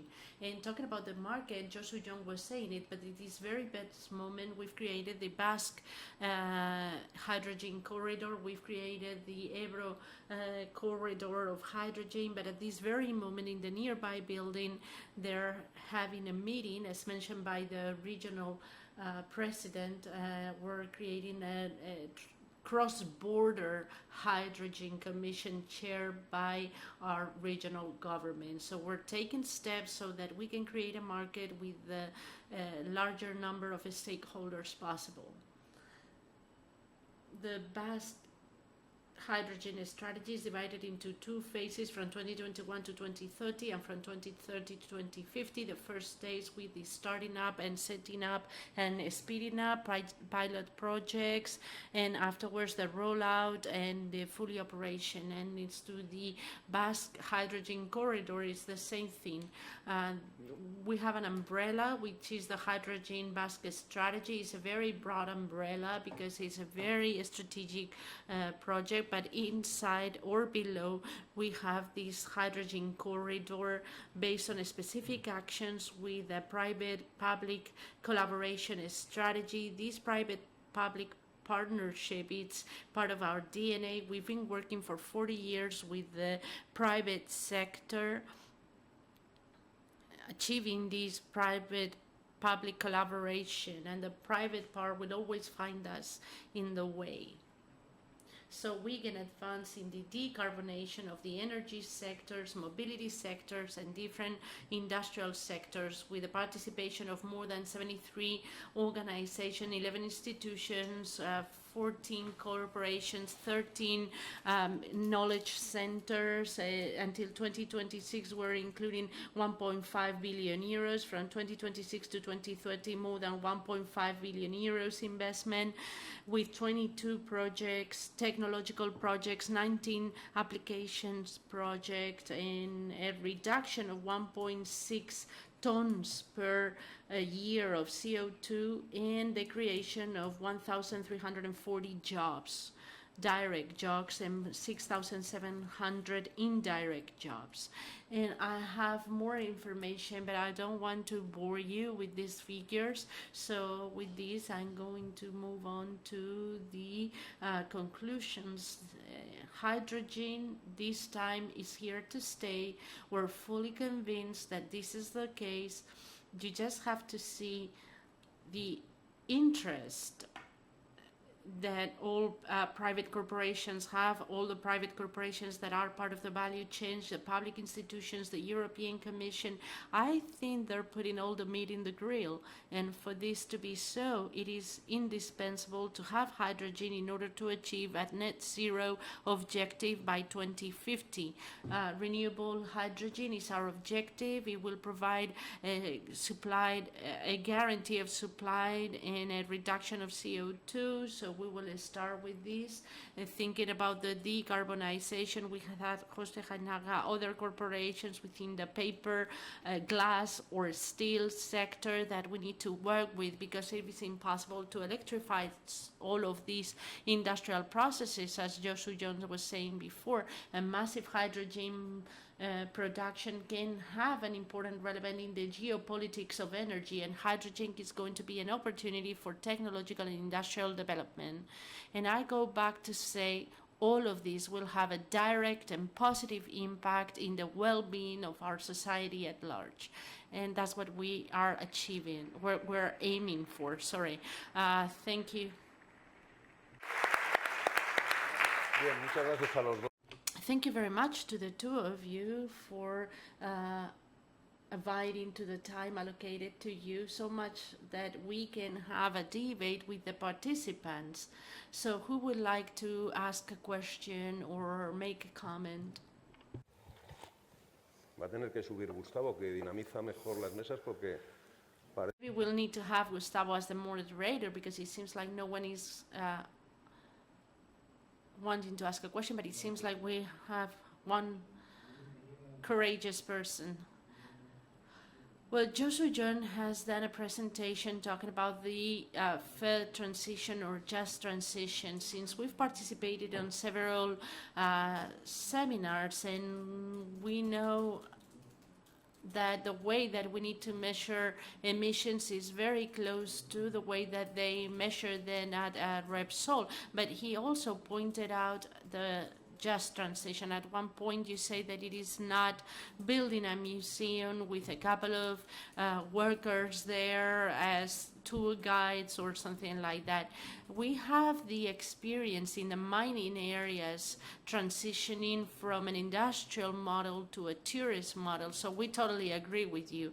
But just transition or fair transition means that you're taking into consideration the workers. We participate in decision-making process. We participate in deciding what training is necessary for this industrial future, what kind of jobs we're going to have, and the quality of those jobs, the social responsibility that entrepreneurial organizations have with the communities in which they were settled, and what can mean shutting down this industry in certain territories. So I would like you to explain how workers are going to be able to participate in this decision-making process, how they're going to participate in the whole transition process.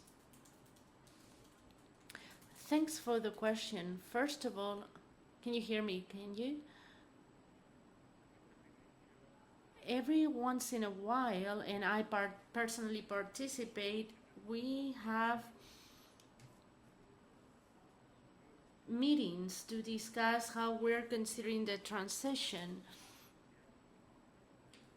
And in our holding group, on a periodic basis, we have a meeting that we call the Industrial Negotiating Table, and we meet with the workers' representatives, the main representatives, the main trade unions in the company, and UGT deeply participates. And we meet every once in a while to reflect about our future, thinking about where we're going, what are the social implications, and we share that reflection. Of course, I'm sure that we can do more things. And us being here is part of this fair transition, trying to reach an agreement on our visions as to how we should be evolving and what will this mean for our industry and for our workers. Secondly, I believe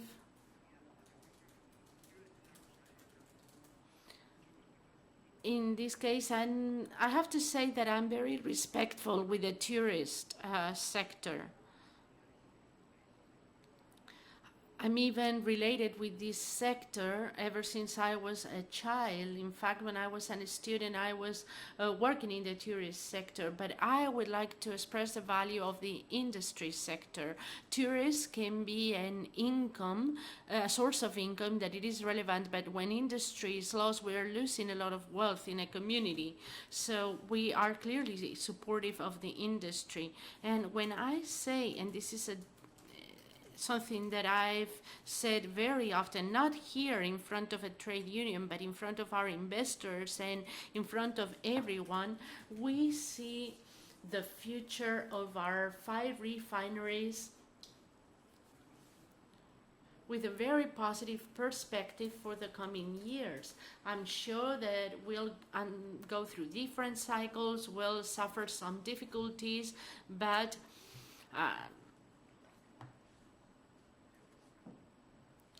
I mean, this month of May, we met face-to-face with the investors, because in the past we were only seeing each other by Zoom or by digital platforms. Then when now you start seeing them face-to-face, the first question or the second that they ask is that in Europe the internal combustion engines are going to be forbidden, etc.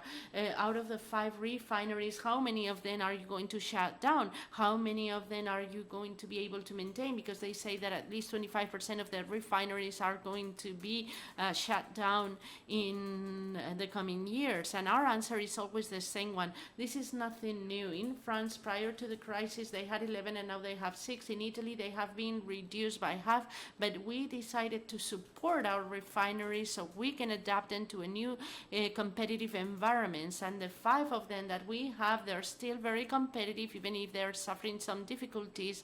But for the near future, our 5 refineries, who are amongst the most competitive in Europe, and we see them a clear future, and that's why we are investing on them, and that's why we are supporting the decarbonization of the 5 of them. We're not seeing a perspective in which we're going to shut down.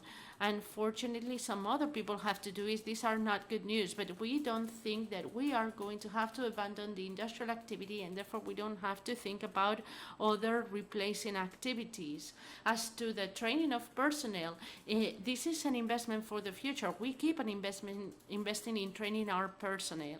And these type of processes that we're talking about, and some people are more technically knowledgeable than I am, but conceptually speaking, the processes are not very different from the typical operation of a chemical plant of our refinery. So from the point of view of operational skills, Que opere, pues compared to the one of a company with employees that work with synthetic fuel, well, these are not very difficult. Of course, they will require some training, yes, but we're talking about the same type of operations. en esa línea muy orientados. And we're very much oriented towards digital applications in all types of processes. And this is what we're already doing. And we are doing so in industrial processes, in refineries, in chemical plants. When we talk about digitalization, we're always talking about other things. But with the trade union representation 4 years ago, when we launched the digitization plan for the company, in a very open dialogue, we spoke with the trade unions, because every time they talk about digitization, they think that it means automation and job losses, and sometimes it does. It was a way of facing this. But in our case, we committed ourselves not to laid off workers, and unless we were improving and making some of our processes more digital, we were going to be out of the markets. We knew that. For example, optimizing production through a digital decision-making process, this could be the difference that help us to continue on being in business. So we have clearly supported the workers while supporting digitalization and not using digitalization as an element to reduce jobs, but on the contrary, to maintain jobs. We need more training, that for sure. We're definitely open to technology, and we're definitely open to dialogue with the trade unions. More questions? You have now the opportunity.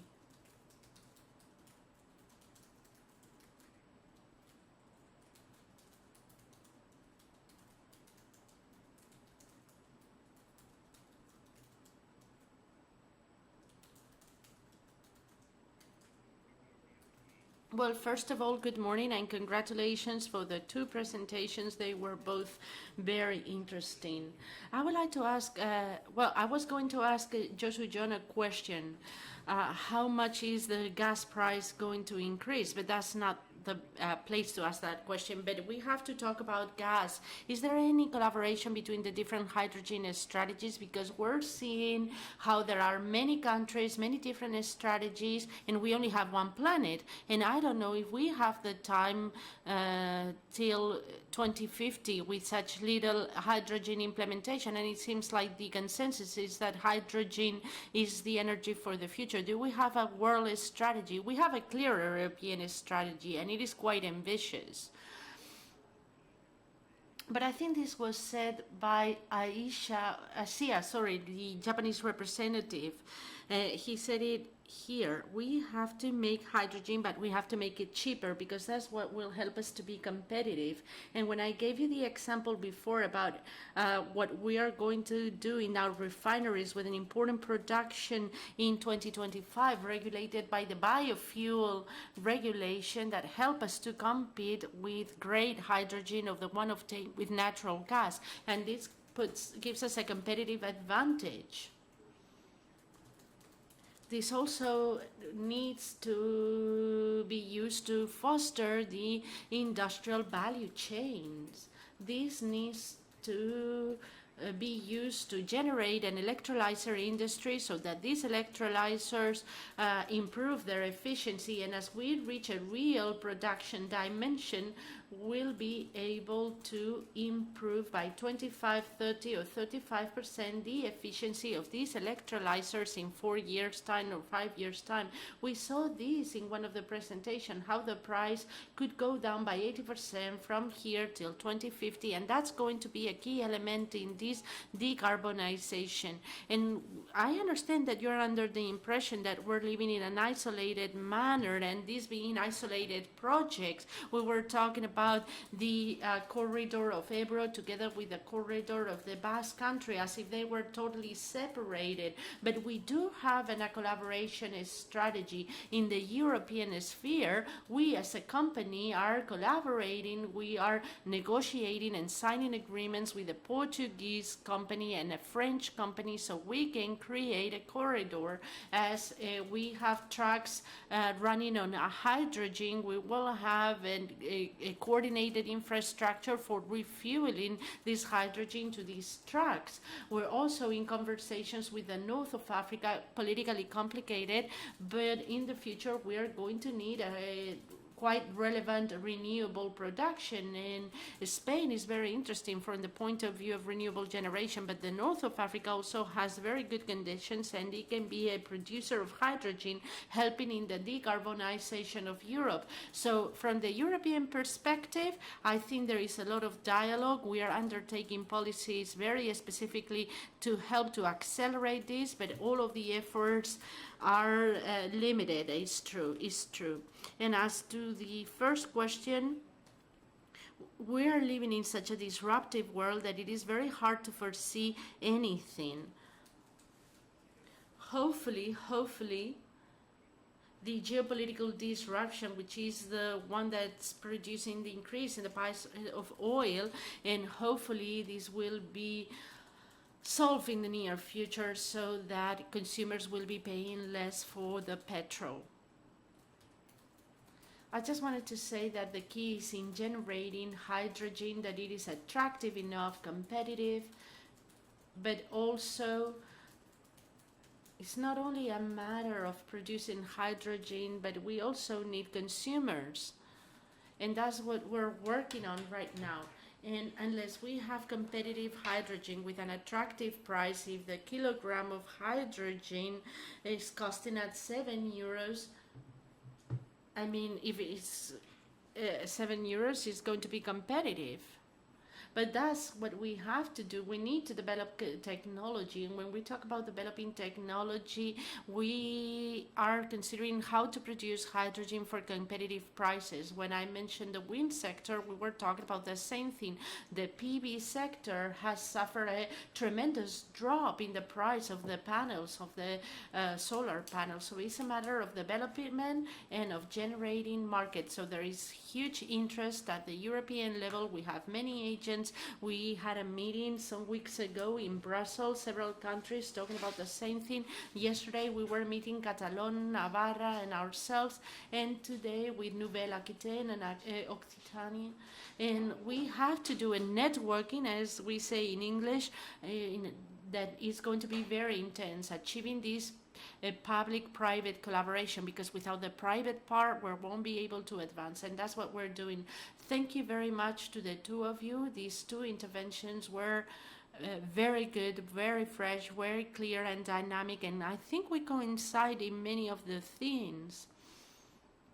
Definitely not concentrating in one single source and forgetting about all of the other possibilities, all the systems like the hydrogen internal combustion engines, etc. And from IGT, FICA, and as well as from the foundation, we are ready to organize before the end of the year in Andalusia some seminars where we can talk in a more cross-cutting way about the energy mix and other things, not limited to one single source of energy. So thank you very much, and now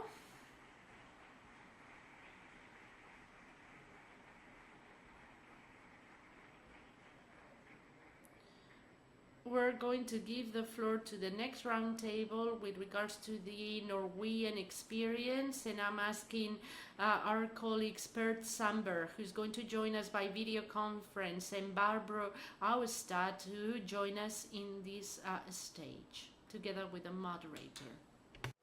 Buena, vamos a ir sentándonos, si no importa. Okay, if you don't mind, please take a seat so that we won't waste a lot of time, and we're going to move forward to the next table, the next panel. Could you please remain silent in the meantime? En la siguiente mesa vamos a continuar hablando de la experiencia en otros So we're going to continue on talking about the experience in other territories. This is something that we started doing yesterday, wanting to find out what was going on somewhere else. And without further ado, we're going to begin with the Norwegian experience. And we would like to apologize to Dr. Per Sandberg, because he's been connected already for half an hour, but you can take now the floor. Thank you, and apologies. Thanks a lot. Okay, so can you hear me? Yeah? Can you please confirm that? Yes, we can hear you. Thank you.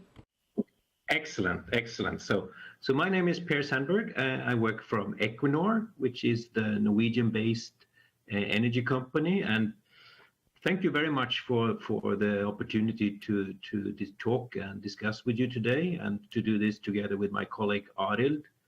I think you will hear a very united message from the two of us about the experience of developing clean energy projects, and in particular hydrogen projects in Norway. And also, you can be absolutely assured that I would prefer to be with you in Bilbao, rather than on the screen.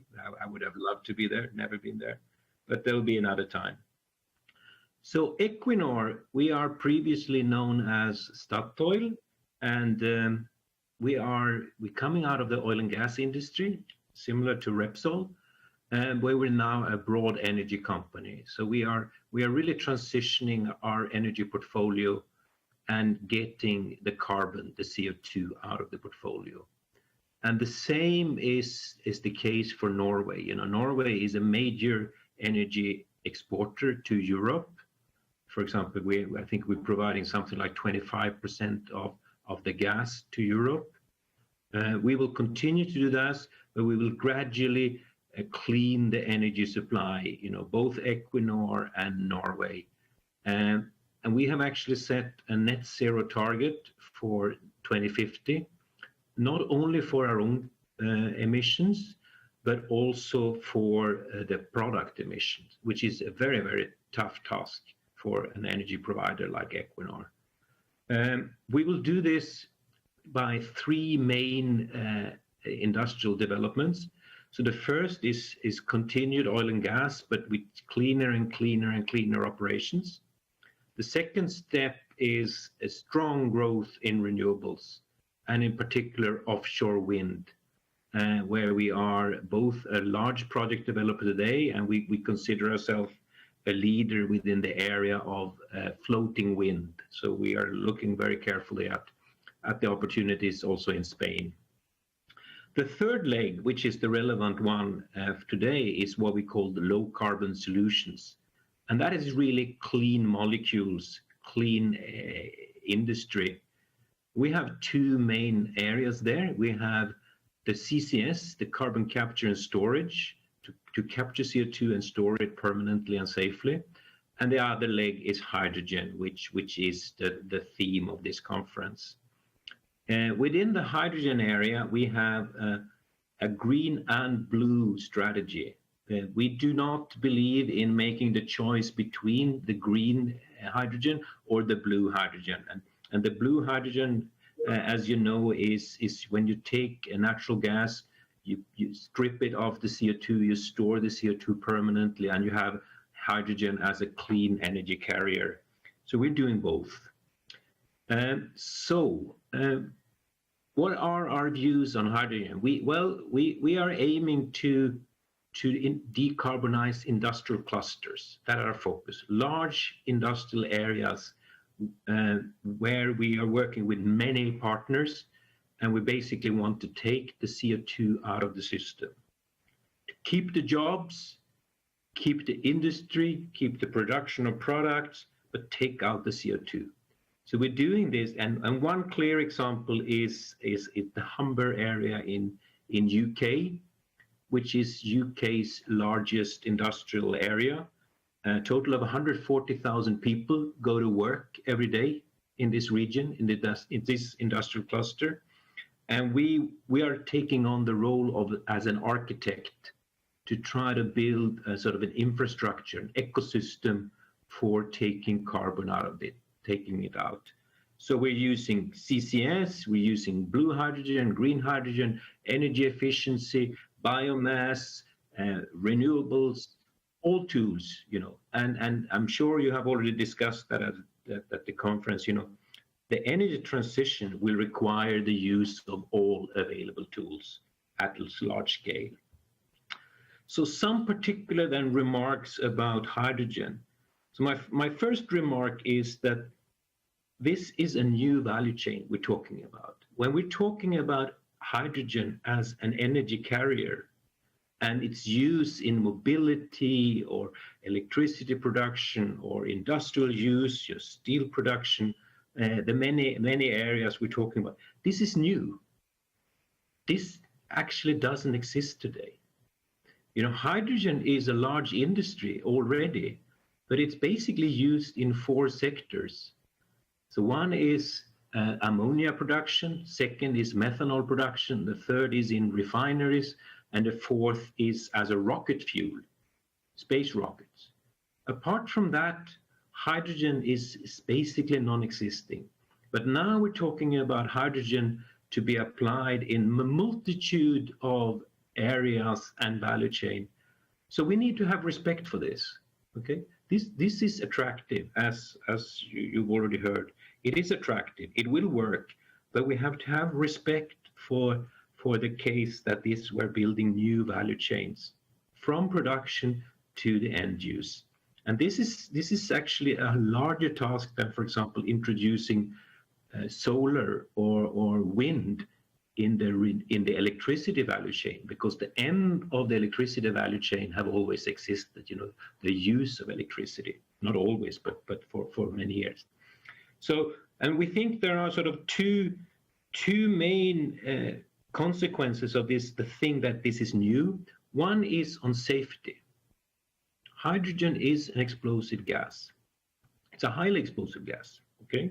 And we're now talking about using it in all kinds of applications all over society. This can work well. We are convinced that this can be done well. and you know, the industries, the ammonia, the methanol, the refineries have proven that it can be done well.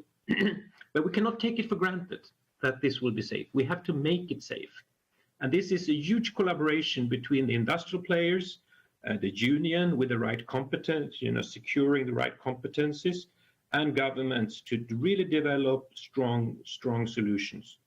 We also think that the need to focus on safe hydrogen solutions is another reason for why the green and the blue hydrogen should go together. Because the green hydrogen players are often, or not almost always, coming out of electricity market, you know. They really don't have much experience with explosive gases. But the blue hydrogen players are often coming out of the oil and gas or the gas use market. You know, companies like us, companies like Repsol, companies like Air Liquide, Air Products, Yara and others. And those companies actually have the experience of handling explosive gases and natural gas, other gases, okay?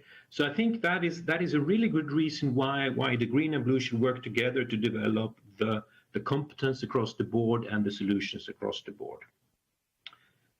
Another consequence of the hydrogen value chains being new is that they have to be built, you know, full value chain, production, distribution, storage, filling solution, end users in mobility, in shipping, in aeroplanes, in cars, in steel production, in chemical industry, in all kinds of things. These are a whole new value chain, you know, and to make them happen, it is a huge chicken and egg problem. every time. What should come first, the hydrogen production or the hydrogen users? Well, what we have learned is that choosing between those doesn't work. You really have to develop the whole value chain at the same time. Okay, and that is sort of requires a very careful collaboration and a careful coordination. We can call it like a dance. You're dancing together with your partners along the value chain, and but the steps in the dance become larger and larger as you move forward. This is how you can develop these projects. And you cannot choose to only focus on production or the end use. No, you need to develop them in parallel. So we're seeing a need here for companies. We, for example, Equinor, we're looking into the production side.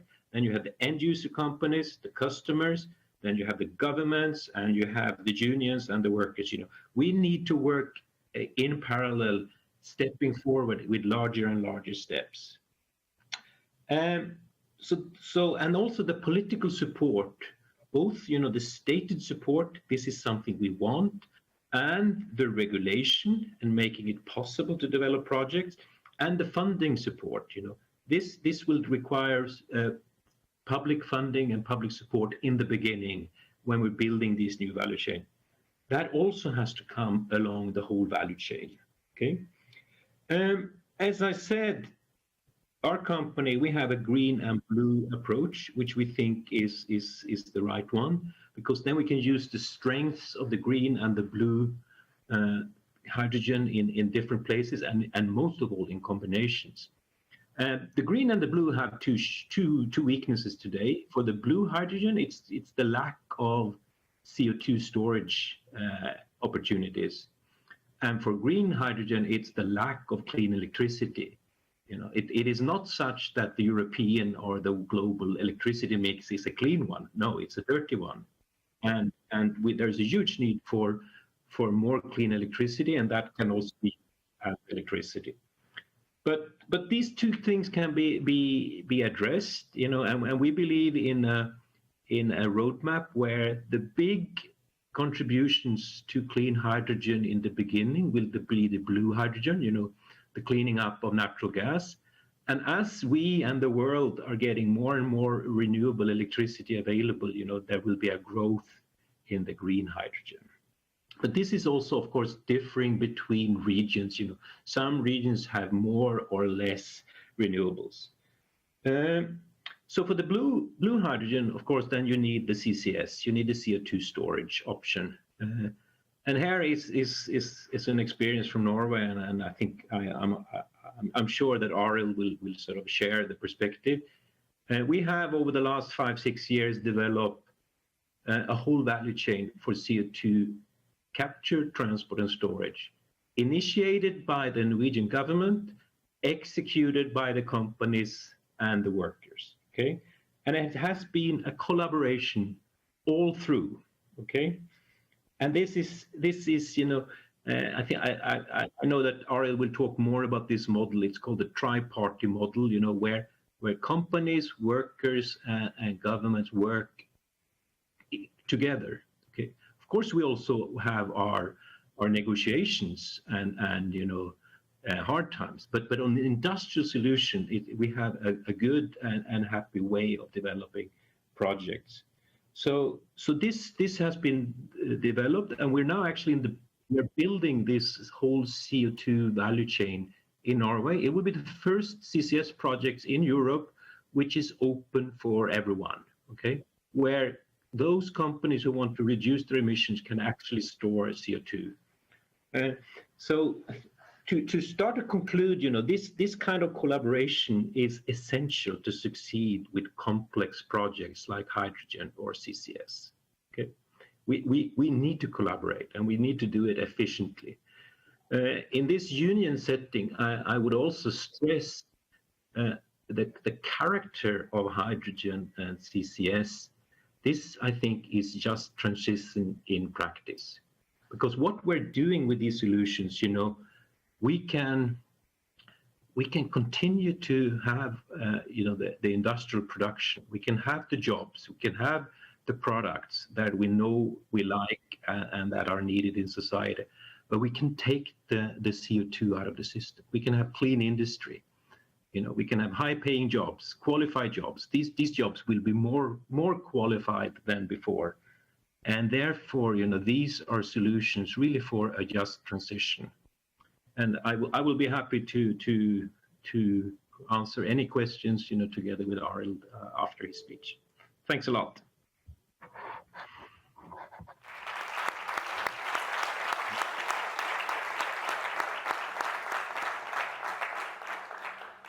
Muchísimas gracias.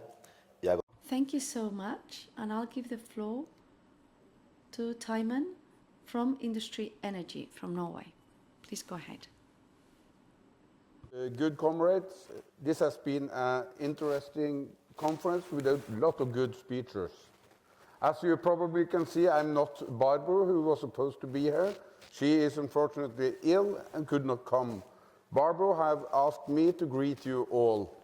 I am Arild Timon, and I work as a special advisor in energy and industrial policy in Industry Energy in Norway.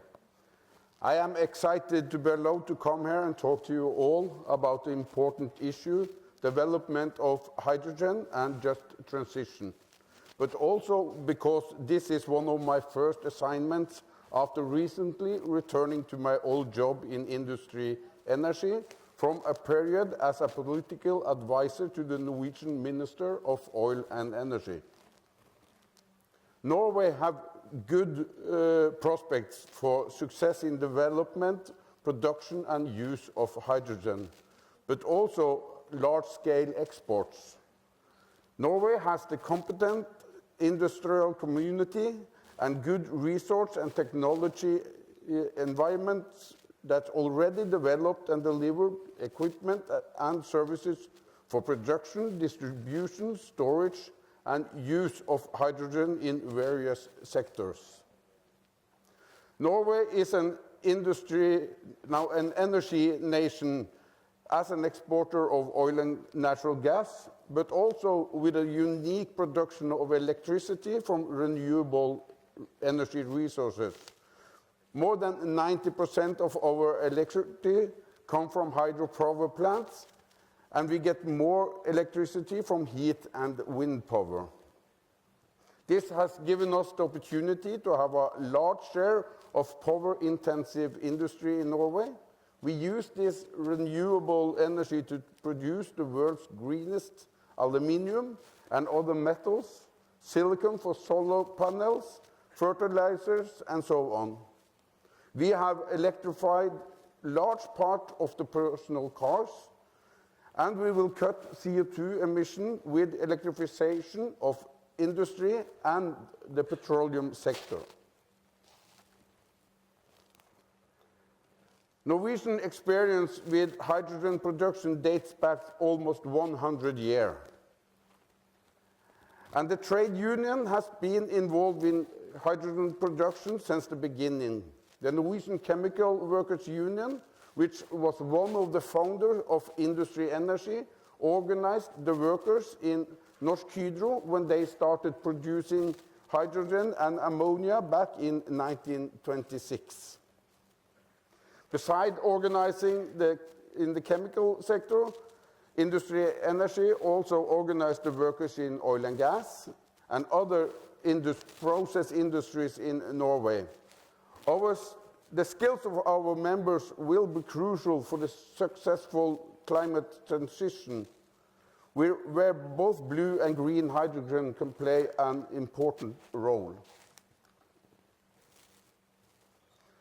Our industry has the experience and great ambitions for producing and utilize on the increased use of hydrogen. There are more than 50 hydrogen projects in Norway today. The development is rapid and the number of projects are increasing. Our government has presented a strategy for hydrogen and a roadmap to follow the strategy. The Norwegian government says in its governmental statement that they will contribute to building a coherent value chain for hydrogen, where production, distribution, and use are developed in parallel. At the end, and they aim to set a goal in 2030 for an annual production of blue and green hydrogen. They have not yet set the goal, but we are eager to see what the goal is. Anyway, the latest addition we have seen now is the world's first zero-emission container ship, Yara Birkeland, who is driven by hydrogen and wind. The EU Commission increases the target for hydrogen production and at the same time points out the increase of import of hydrogen, including blue hydrogen from the North Sea. In 2021, the authorities' financial contribution to develop a hydrogen energy chain was 1.6 billion Norwegian kroner, some 155 million euros. About half of it came from EPSI, important project of common European interests. It's a good start, and it is 13 times more money than just a few years ago, but it is far from enough.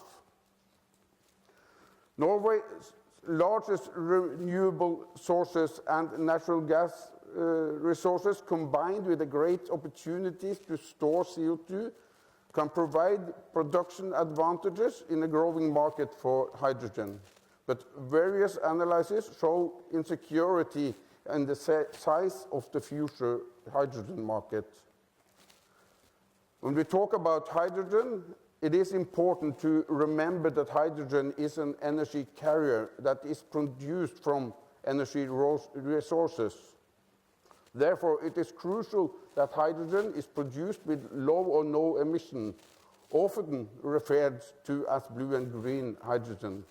The blue hydrogen, as we have heard many times, is reforming of natural gas with CO2 capture, and the green hydrogen is produced by electrolysis based on renewable energy. The first phase of CCS, carbon capture and storage process, is that we capture CO2 emitted from burning of fossil fuel, biomass, as well as capturing CO2 from industrial processes, production of hydrogen. Once captured, the CO2 is transported in liquid form by pipeline or shipped to a suitable storage site. Once CO2 has been transported to the suitable place, it is pumped into the reservoir several thousand meters underground and mixed with salt water or hydrocarbons that are already underground. These liquids stay far below the surface and are held down by several layers of impenetrable sedimentary rock like claystone or limestone. Norwegian scientists have pioneered CCS research since the 1980s. Starting in 1996, the Sleipner oil field has stored more than 22 million tons of CO2.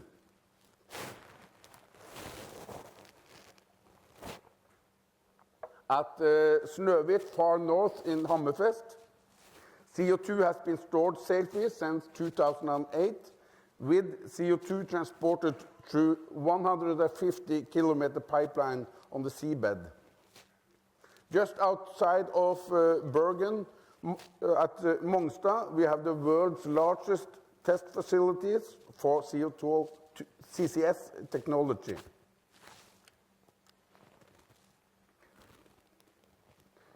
Heidelberg Cement Factory Norcem Brevik has been testing technology for capturing CO2 in cement production.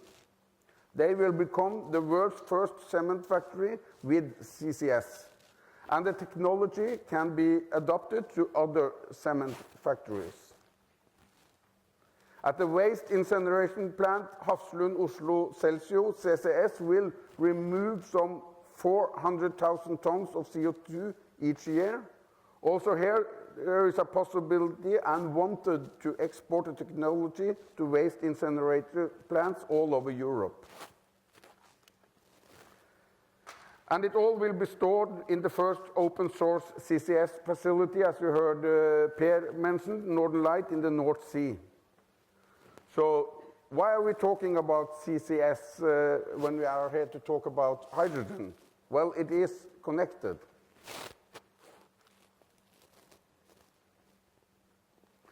The International Plant Protection Convention found that in order to meet the challenging goals of the Paris Agreement, the global CO2 emissions must be reduced by 50 to 85% by 2050.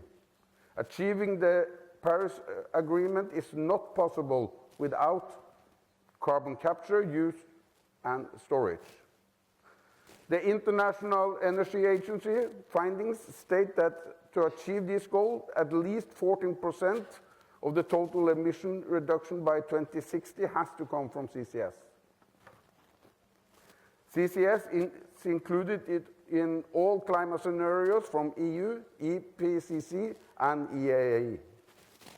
We already have the technology. What we need is scale and volume. CCS will protect existing jobs, create new jobs, and provide a just transition for industrial workers. If we look at the cement industry alone accounts for around 8% of the CO2 emissions. So that's why we think it's important to have a good CCS line in place. Repower EU and European Green Deal and the Paris Agreement all call for a rapid decarbonization of our energy system. In the entire planned volume of Norwegian produced hydrogen, both for our own use and to meet the demands for the rest of Europe, it has to be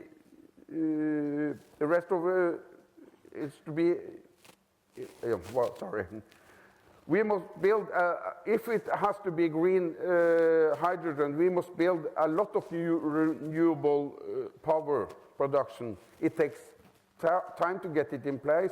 In fact, it takes decades, and we don't have that time.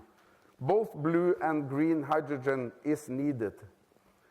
With the most efficient CCS solution, we can capture 98 to 100% of the CO2 emissions. Hydrogen produced from natural gas with CCS on an industrial scale, therefore, is a part of the solution, especially in sectors that are difficult to decarbonize. This provides a basis for Norway to participate in developing and delivering hydrogen solutions that Europe will need, both within blue and green hydrogen. And blue hydrogen will ensure just transition for oil and gas workers, reduce emissions, and ensure increased energy security for Europe. Climate targets must be achieved through decarbonization, not deindustrialization.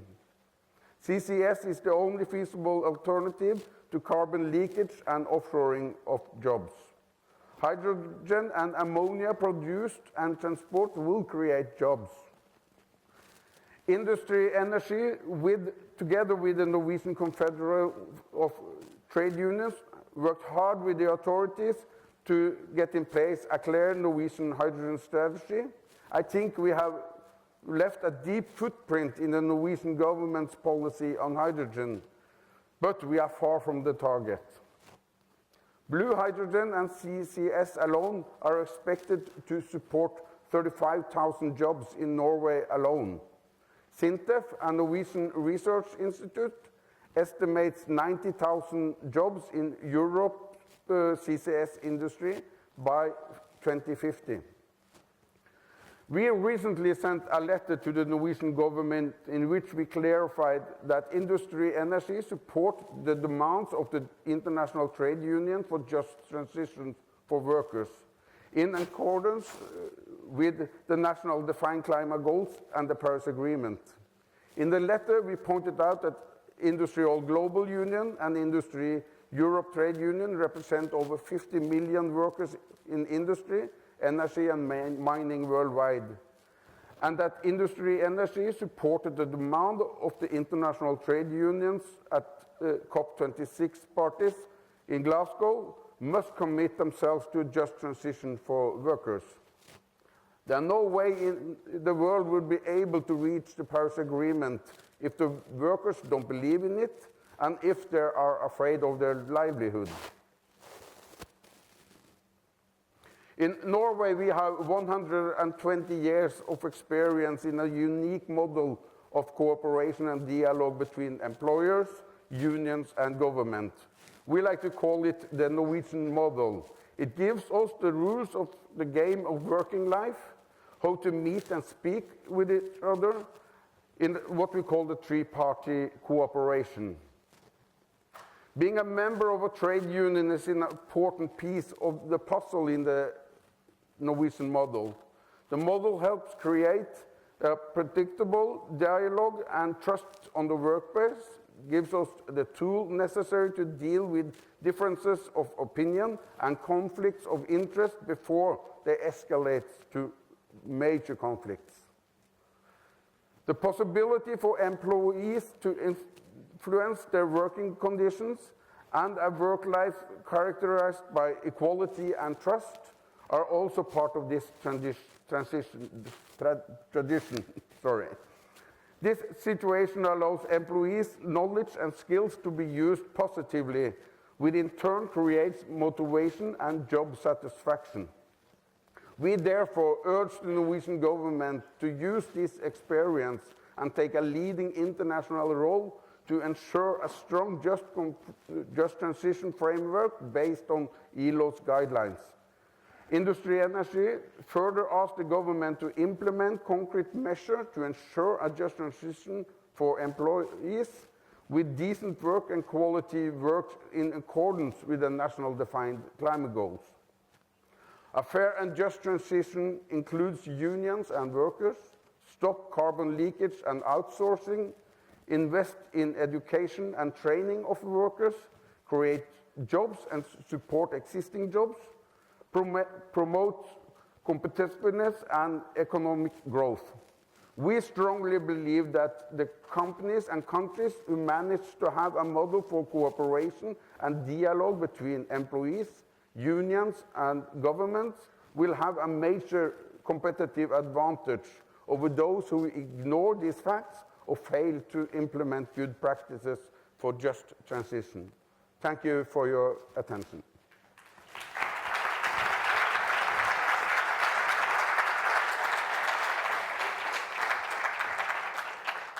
Muchísimas gracias, de verdad, por...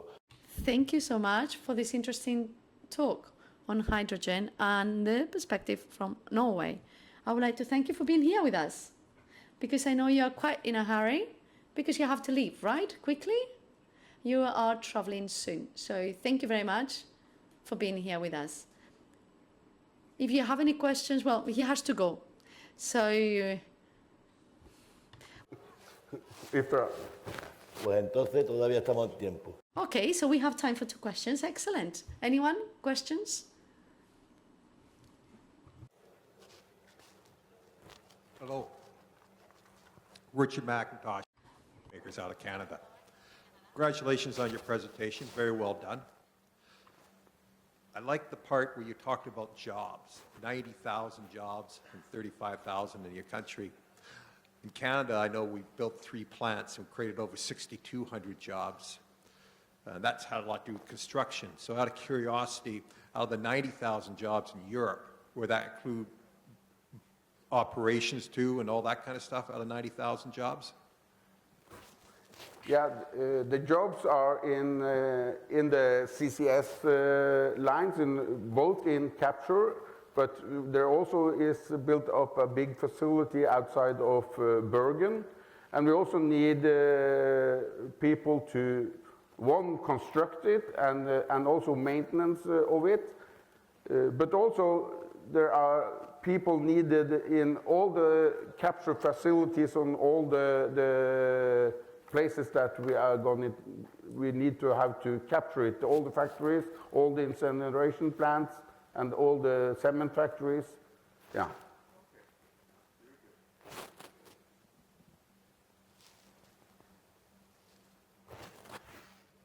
¿Alguna pregunta a alguien más? Any other questions for our speaker? Well, thank you so much. It's been a pleasure to have you with us. Thank you for being here.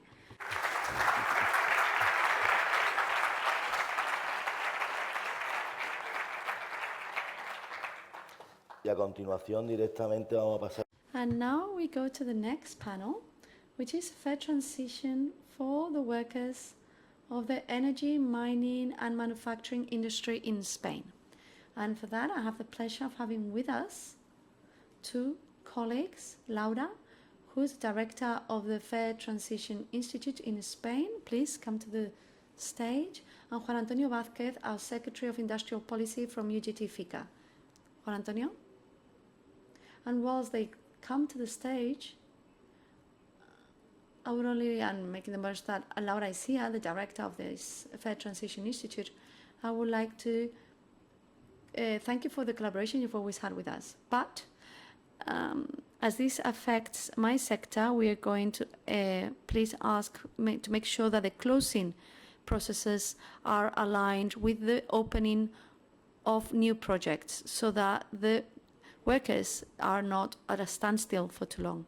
I know it's really difficult, that, but I wanted to present it to you because it's necessary. We represent the workers of this country, and especially from the industrial tissue. Thank you very much, Laura. Well, thank you, Gustavo. It's always a pleasure to be here with you. It's a pleasure to be here with all of you, and especially you here, my dear colleague. I would like to thank UGT FICA for inviting me to be here. It's a privilege to be coming from where I come, because these international sessions on green hydrogen are shared with many trade unions across the globe. For a long time, I was a member of that international trade unionism, which is very necessary currently to champion a world and a different world and a different globalization. So for everyone here and for everyone following us through streaming, I send you a message of solidarity. I would also like to thank UGT FICA for how they've approached this conference focusing on green hydrogen, which is very necessary for the energy transition in Spain. And the Spanish government and Spain believes that this is a real project for our country. I'm the director of the Institute for the Fair Transition. It's a general directorate under the Ministry of Environmental Transition. And my duties, amongst others, are to work on this complex topic, but highly necessary, which is fair transition. Before we start what we do from the Institute on how we've looked at fair transition from the government, I would like to say that there is no possibility of social justice if there is no climate action in our world. And this is something we forget to say, but this is a clear reality. Basically, also, not just for our ecosystems, for our nature, the fight against climate change has been ongoing for a while and is a key pillar to maintain the levels of social justice in the world. And I think from trade unions want to improve that, and so this is a key topic. And Spain is especially vulnerable. Spain is one of the most vulnerable countries to climate change within the European Union. And climate change will in fact, deeply change our country, the country in which we live and the country in which we work. Despite that, what's most unfair, or the most unfair thing that we could do, is to do nothing. Despite that, it's also true that this transition, this environmental and energy transition, energy transition is the one that's been developed faster. Well, we need to think about how we're going to do this in a fair way. In 2018, we started working in the government with a strategy that brought together what it was later called the Energy and Climate package, and that was presented in 2019, which set the basis through a law for the full decarbonization of our economy by 2050 in alignment with our country goals. We also presented a national integrated plan for energy and climate, which was our contribution as a member state to what is going to be our commitment, our contribution to the emission reduction, and how we're going to do that by 2030 in order to align to the 2050 goals. So these two key elements on climate and energy policy were part of the fair transition strategy. And in Spain, this is how we did it. Maybe it was different to other countries. We included the law, the plan, and the fair transition program because we thought that specifically in terms of employment, the decarbonization proposal and the climate fight proposal from Spain had to be based on employment. Spanish citizens, especially for international guests, I'm saying this, the main concern that Spanish citizens have always had is been employment. We've had a labor market that has been weakened because with high rates of unemployment compared to other EU countries. We've had a labor market that's had a lot of casualness and a lot of temporary jobs. And the impact of the economic crisis was greater in Spain than in other EU countries, as well as the salaries. The salaries we've lost income in our salaries over the last few decades in Spain because of the impact of the economic crisis and the austerity measures that were implemented. So having a climate response without facing strongly employment was never going to have the support of the Spanish society. And there are many elements on a fair transition or justice. We could talk about a high income salaries and low income families. The fair transition program in Spain, because of the specific characteristics that we face or because of how we thought about it in 2018, because we presented it in 2019, but we thought about it in 2018, had to focus on employment. And this is something that we didn't imagine, but then the pandemic came, and then the pandemic recovery, and now we have the employment crisis. And each of these crises that comes to us basically shows that we need to make a good analysis of what is happening from a labor and employment perspective. Also, in this package that we presented, the climate change law, and in this sense, we are the only country in the world that includes a specific chapter to develop an obligation to approve a fair transition strategy every 5 years. We have a climate law tending towards decarbonization, and in 5 years' time, we'll have to ask ourselves what are going to be the opportunities and what are going to be the challenges for employment. And this is included within a chapter in the law that was finally approved last year. Also, well, the first thing that we wanted to do with this fair transition or just transition strategy in a country with high unemployment rates is to take a look at where opportunities lay and where are the best opportunities for our country, for our sectors, and for our areas, which do not need to be the same opportunities that other countries have. Obviously, Spain had been a leader country in terms of the promotion of renewable energies. We had a renewable industry that was quite powerful. We had industries and corporations with broad experience and a lot of capacity. We have centers for innovation and development. We had a piece of land that allows for a high implementation of solar energy, wind parks. We can better take advantage of biomass and our forest resources. So from the territorial perspective, our country comes with very important advantages in some of our productive services and in our own resources, in our path towards becoming renewable.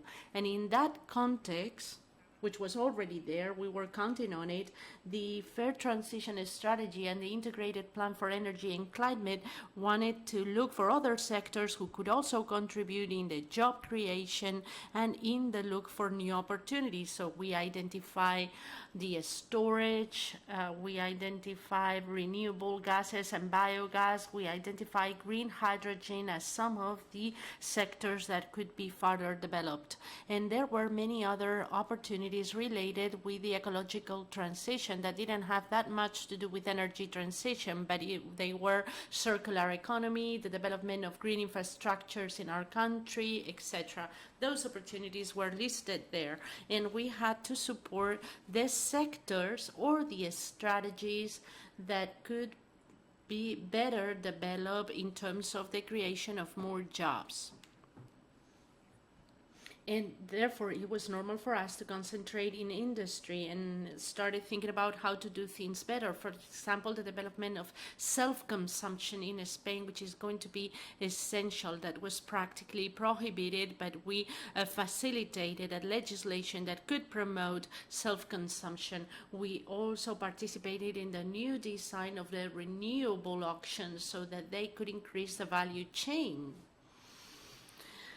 The value chain that already existed in our country and that will help it grow. Up until now, we had a very disorderly growth of renewables, whereas now we have a calendar that rewards the penetration of renewables, and it adjusts the penetration of renewables in our energy mix so we can better support our value chain, because the Spanish industry already know when these new facilities are going to be commissioned. That's very important because 90% of the necessary components for the production of a wind turbine are produced in Spain. 60% of the components that are necessary for a wind park are produced in Spain, because in electrification we have a huge opportunity because 90% of the goods, service goods are being produced in Spain. So supporting renewability is supporting the value chain of electricity. But in the last decade, the energy transition has changed a great deal. 10 years ago, 9 out of every 10 million were used for electric renewable generation. Now 9 of every 10 are using a multi-sectorial energy transition. They're used for electric mobility, heat pumps, green hydrogen. So we can face this energy transition from this perspective. And in Spain, in that sense, apart from participating in the value chain of renewable energies, we had some advantages. For example, when talking about green hydrogen, we also had some sectors producing gray hydrogen, coming with the necessary know-how to produce that, like the refining sector represented this morning, fertilizers, chemical products. We already had that technical knowledge, and we already had that research and development done in Spain. So supporting green hydrogen, when you already have these pre-established capabilities and you have the possibilities of greater penetration of renewable energies compared to other European countries, came as a wonderful thing to us, and it was easy to support that. Also from the industrial perspective, all the things that have to do with construction and reducing our emissions, well, we have a very important sectors with great capacity that hadn't done anything on previous year and was facing now the opportunity to migrate towards refurbishment and refitting that will improve our life, will reduce our power bills, and will create many jobs for many years to come.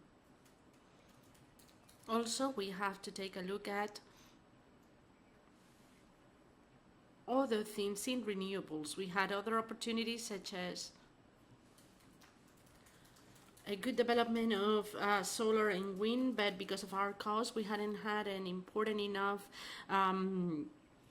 development of wind offshore, because we needed to be floating wind offshore or other wave energy, and the capacities that had already been developed in the wind industry were an important vector to include within this package of opportunities. In this context, in which we had already identified renewables, biogas, but in that package of solutions that we had already identified, well, COVID came, crisis came, we launched a recovery plan and resilience plan, and within this recovery plan, we have a strategic plan precisely for the development of hydrogen, renewable energies, and storage capacities. And this has been one of the strategic plans most funded, and this is what needed to pull from this energy transition for the development of quality jobs in the industrial sector. If we want to be a leader country in green hydrogen, and I was reading the other day how 1 out of every 5 green hydrogen projects in the world are considered for Spain, so we've improve our capacity of producing this type of projects, and this is based in the existing capacities and on the other hand in our potential. Porque el hidrógeno verde, más allá de que... But above all, because of green hydrogen, apart from adding a value chain for hydrogen in Spain, it is an essential element to decarbonize our industry, and this has been mentioned throughout the seminar. And green hydrogen will help us to have our capacity of renewable production at the service of the decarbonization industry. That's why in our strategic plan as a government, we are clearly supporting green hydrogen, because this will generate projects to decarbonize our national industry. So our proposal is to have a new sector for renewable storage with all its value chain added. We want to advance in offshore wind generation with this strategic plan. 7 of the 27 patents in the world on offshore, floating offshore wind generation are from Spain. So it is now the moment to start working on that. That will help us to come out of the COVID crisis, and that will help us to foster the recovery. But we also want to support innovative solutions in terms of how citizens and corporations relate with energy. And we're not only limiting this to the sources of energy, but we want to create new energy communities, new solutions, how we manage the demand between corporations, citizens, and the supply provided to us by the different companies in our countries. And in this fair transition, we have to look for opportunities. Another important part to be able to implement a fair transition or a just transition has nothing to do with energy transition, environmental transition, or many other transitions such as the digitalization transition. But for a transition to be fair, needs to be based in labor markets and in spaces where the labor relationships are established from situation in which the workers are protected and in a situation of social justice. And in that sense, we've seen many advances over the course of the last years, irrespective of the transition that we're facing. De la transición a la que nos enfrentemos, la verdad es que irrespective of the transition that we're facing, what matters is that for workers, for peoples who have to change from one job to another, the situation of the Spanish labor market is going to be essential, and we are in a labor market in which our purchasing power has been reduced, our remunerations have dropped, and this has impacted very much the situation. But now we have a labor reforms in which, again, from the point of view of social dialogue, we are advancing a great deal in terms of reducing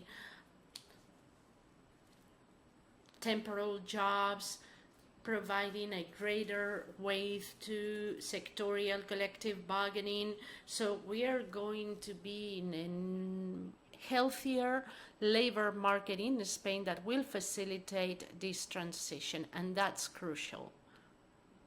And finally, irrespective of the opportunities that we create for the majority of the citizens, and irrespective of our setting the foundations to a better protection and a better operation of our labor markets, one of the most important things is for these opportunities to happen where challenges are happening as well, and this is what we're doing.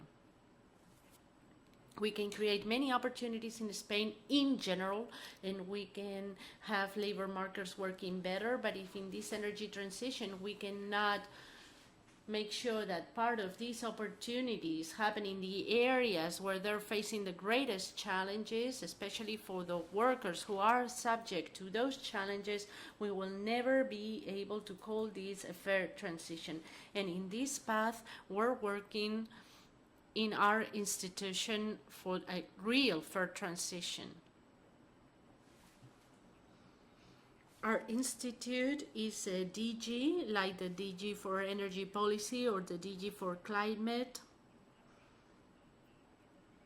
So these fair transition elements become as relevant as any other thing within the governmental agenda. From our institution, not only have we concentrated in the different strategies, but in the last year we've concentrated in the sector that we're facing the greatest challenges. Mining, with the closing of the coal mines by 2018, thermal plants and 2 nuclear plants that were being decommissioned without any reactivation plan for the workers. And this has been the most relevant job that we've developed in these last years. And everything done from the perspective of the social dialogue.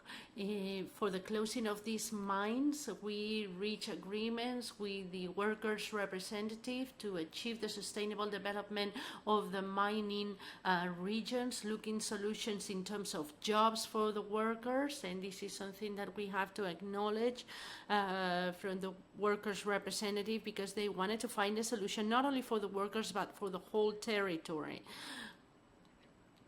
In a process of economic reactivation that was very long, and they were aware of the difficulties and the different elements that were already in place.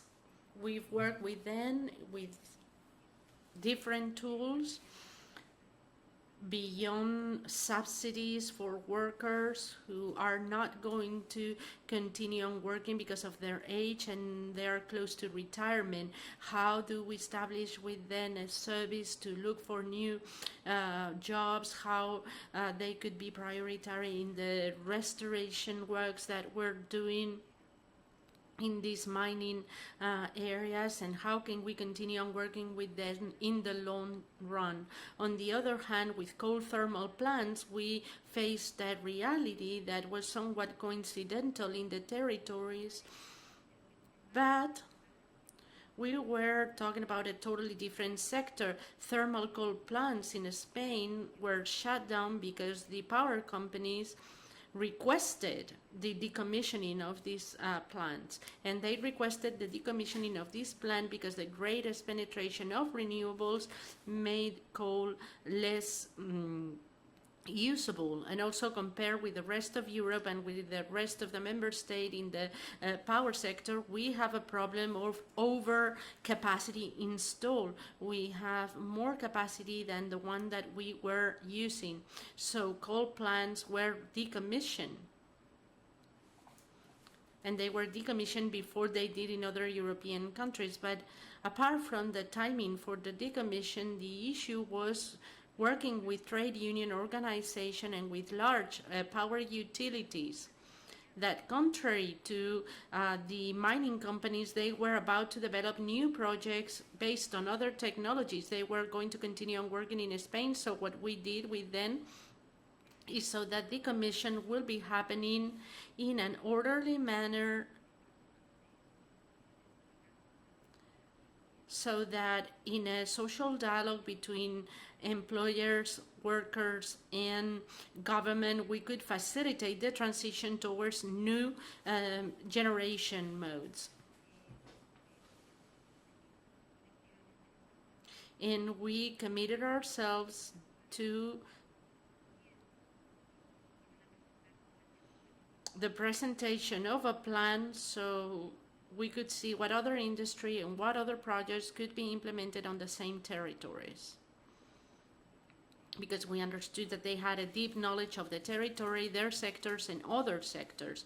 And now in the thermal plants in Spain, we have projects for renewables, very powerful. In some other cases, we have proposals of renewables plus hydrogen production or plus green ammonia production, and these projects will be very broadly developed, especially the most ambitious ones. But more and more we have projects that adjust to the territory. On the other hand, when renewable resources are not very attractive or cannot be fully developed in the same way, in the plan that we have, we ask them to help us look for other industries, and this is what we're doing at the government as well, but seeing how their facilities can be used in order to develop new industry and new entrepreneurship. The situation differs very much from one plan to another, but this is what we are advancing in right now. Another element, apart from these agreements, we've tried to take an innovative look as to how to do this fair transition within the territories. In Spain, the renewable resources are very broad, the renewable projects are very broad. However, the resources to get access to the grid is very limited. There are many investment appetite in order to get access to the connection nodes. And this was first comes, first serve. But for a first transition, what we did is to stop this first come, first serve access to the grid so we can keep it and auction it based on fair transition criteria. So whenever thermal coal plants are being decommissioned, these access points are not granted to anyone until there is an auction in which only renewable projects can participate if they complied with the fair transition rules, generating jobs in the territory.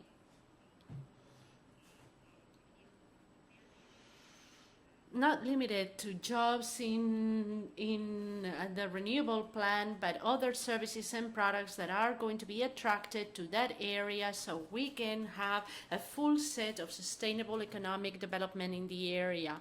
Also, we see the contracting of workers who are laid off from these thermal plants, or those who hire women.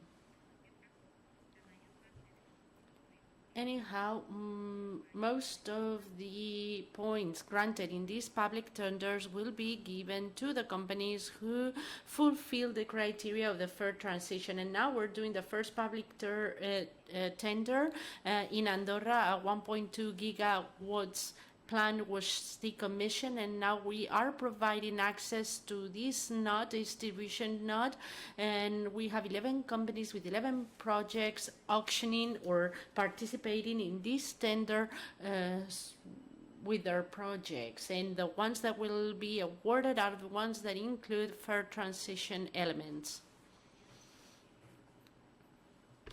Con lo que hagamos desde el Instituto para Transición Justa, esta manera de transversal. And a part of the things that we do in our institution, the way of making this fair transition as a cross-cutting and mainstream initiative within all the policies, it's being accelerated in the recovery plan. All the grants provided in the recovery plan that have to do with the energy sector, well, we prioritize the projects in fair transition area. With the same equal quality, the projects that are done in the areas where we're seeing the shutdown or the decommissioning of thermal plants or coal mines, etc., are extra awarded or extra supported. And this is very important to give solutions to our citizens. We've done this for energy communities, we've done this Yesterday, in fact, we saw a project that was presented for public consultation for the repowering of power plant and improvement of existing mini hydraulic plants. And it will be done also for biogas, etc. And this is an element that will help us to do what I was saying before, providing opportunities in the areas where they're facing the greatest challenges.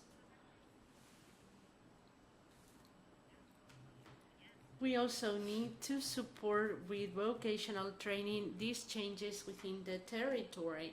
And this is a work that on one hand in the recovery plan, the support of vocational training, reskilling of our workers is relevant, but it is relevant also within this component because we're the only member state that within the recovery and resilient plan has included a specific component for the fair transition, and including this reskilling plan.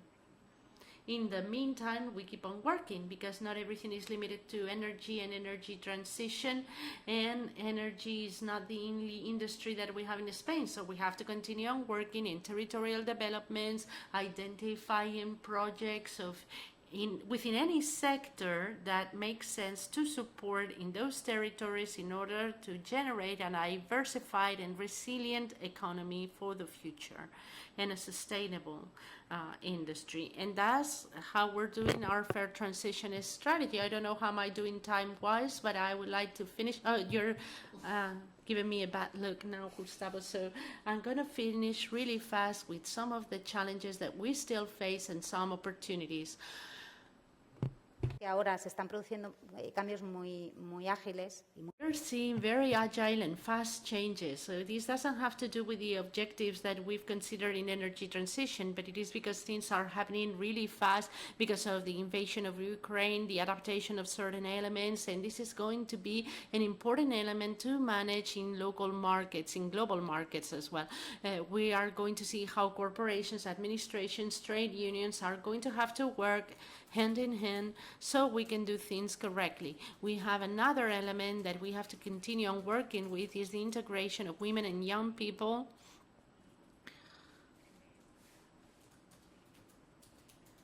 And this is a fundamental element, and what you said before, Gustavo, anticipating things. And in anticipating things, anticipating doesn't depend only on the government. The shutting down of the coal mines and the coal thermal plants had been proposed earlier, and they were to shut down in 2018. Some of the thermal plants were going to be decommissioned in 2015. But then not doing anything doesn't mean that afterwards things are done really fast. In some cases they were done faster than in others, but anticipation is a job that we all have to do.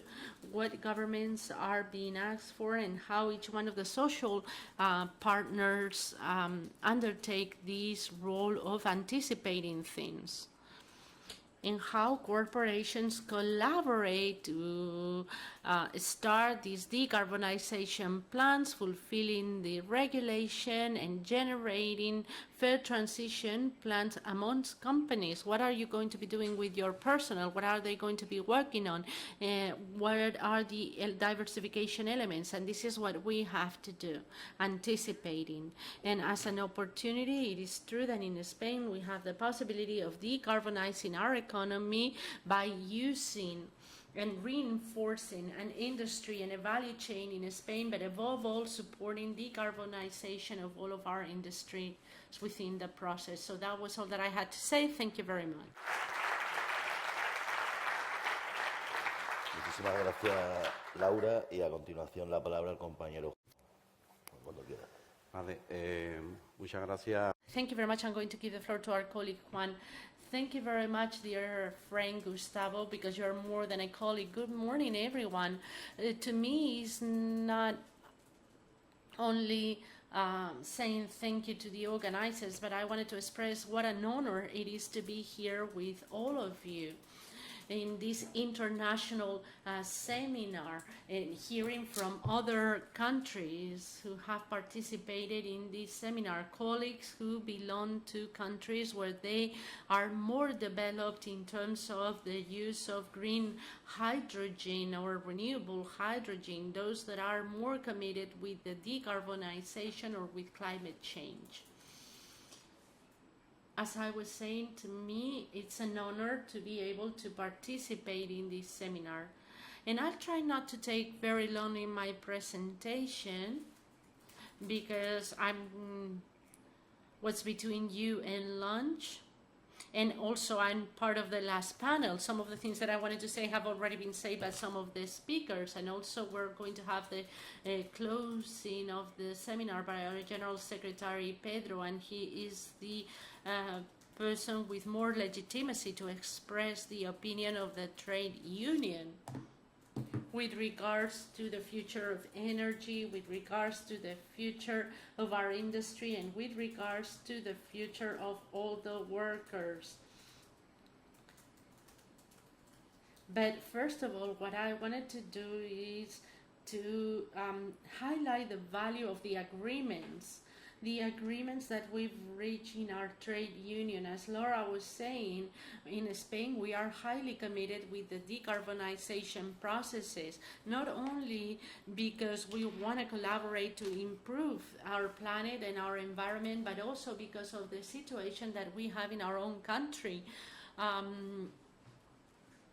Our labor market situation, the situation that we had and the problems that we had in terms of industrialization, and the problems and the situations of energy dependency. So these were challenges that we were facing and that oblige us to work on this agreement. These are agreements for the closing or the decommissioning of the thermal and nuclear plants. And these are agreements that began in the 1980s. They were done in the 90s, 80s, and from that moment onwards, this organization that I belong to now coined the term FAIR. We agreed in contributing in improving the environment, but we understand that this has to be done through a transition process, not because we wanted to delay the shutting down of these plants or the decommissioning of this plant, but because it was important to discuss what will be the future of the workers within this process. And I wanted to insist that, as Laura said, that the government has been greatly committed. They've created a ministry, the Ministry for Environmental Transition. They've created this institute that it is specific for fair transition. Laura is the general manager, and this shows the involvement and this shows that they are actually worried about this transition period. We have to acknowledge that the long process that we've gone through has been done through social dialogue, and this is something that we can feel proud of. It has happened permanently, and it's been a very fluid social dialogue. As a result of it, not only the government is making decisions, or not only us is making decisions with regards to this dialogue to commit ourselves in the decarbonization process, but this dialogue is helping us to see the needs that we have in our industry, in our continent, and the needs of the people that we represent, our workers. I also think, and one of the things that I think we need to do is that in our long experience, I think this long experience has helped us to know exactly what we have to advance, what we have to do over the next few weeks. We don't have a lot of time because, as we have seen here, we do things quite quickly. So we'll have to see where we want to invest to solve certain questions, also that the consequences for our country had better results than what we've had up to now. Firstly, we believe that the government should have greater legal competences when looking at the companies, because I mean there is a commitment of reindustrialization in the regions, for instance, for the closure of the nuclear plants, but there was a commitment, and it's true that some companies are putting on the table certain industrial projects to industrialize and make the necessary employment that those regions need, but sometimes the commitments are stronger than in other places. So at least they're weaker in terms of what we would like, or weaker than what we would like. And then participation. When we talk about, well, we talk about participation because we believe that workers, the people who are affected by all these transition processes, what they basically need is a lot of certainty, basically. They need to know in advance before they pay the consequences of this transition. They need to know what's going to be their future, what's going to be the future of our industry, the future of the region, the future of their jobs and the jobs of the new generations. And then obviously the issue of reindustrialization. I think we've had good agreements because they've enabled companies, well, workers to minimize the impact of complex processes such as the ones we have developed in our country. But I think for workers, rather than important agreements, I think we don't need individual agreements. I think what we all want is industrial projects that will guarantee the future of our youngsters, of our families, and of our region. And another issue that we also believe needs to be dealt with in this debate is the demographic challenge that we have. There are already regions with deep population in some areas, and I think that in the transition and process, we need to do whatever transition needs to do with the social dialogue that needs to be done to fight depopulation in our country. I would also like to say that this united to the decentralization of the state is necessary, as it is happening with the case of where to locate the Spanish Space Agency. I think these are important matters. The current government is sensitive to that need, but obviously another thing which is very important is the industrialization of all that new industry, that technological industry that will come in the future. And it is also true, and we have acknowledged that there's been dialogue throughout the whole process, but I think we need to promote much more the participation of trade unions. I think there is something which is very important, which is the identification of the new profiles or new jobs or new skills that will be needed in the future. Also, so that workers and youngsters, they also need to join the labor market, and they need to have different knowledge to what they currently have. We need to identify the role of training. It has to be key in the future of our country, and therefore we need to have a key position and the necessary participation. All in all, employment, cohesion, as we were saying, wealth, or the future economy of our country is important. So looking beyond transition, energy transition, I wanted to think about the slogan of our conference, which is the future of energy, the future of our industry, and the future of people. And I'm saying this because even though today we're here talking about hydrogen, but today we're talking also about all transformation processes that even they may not be new, because society is always transforming, we're talking about a transformation at a very quick pace, and we need to get used to it. So in that sense, I would like to say a couple of things. First of all, I would like to think about the visit we made yesterday to Petronor. There we were able to see not just the process that was shown to us, but the whole process of transformation of the different production processes, of looking into different energies, and they also showed us the future in terms of the production capabilities of their company. But I think what's most important are the messages that they sent us. And I think they have been, that the CEO has mentioned here. Not just a commitment about decarbonization forced by the circumstances or by the new regulation, not just in our country, but in Europe. But being convinced about the need to contribute to the environment, but also contribute to innovation and others, or the reindustrialization of areas, keeping quality employment. And I would like to focus on the last thing, which is the need of public-private partnership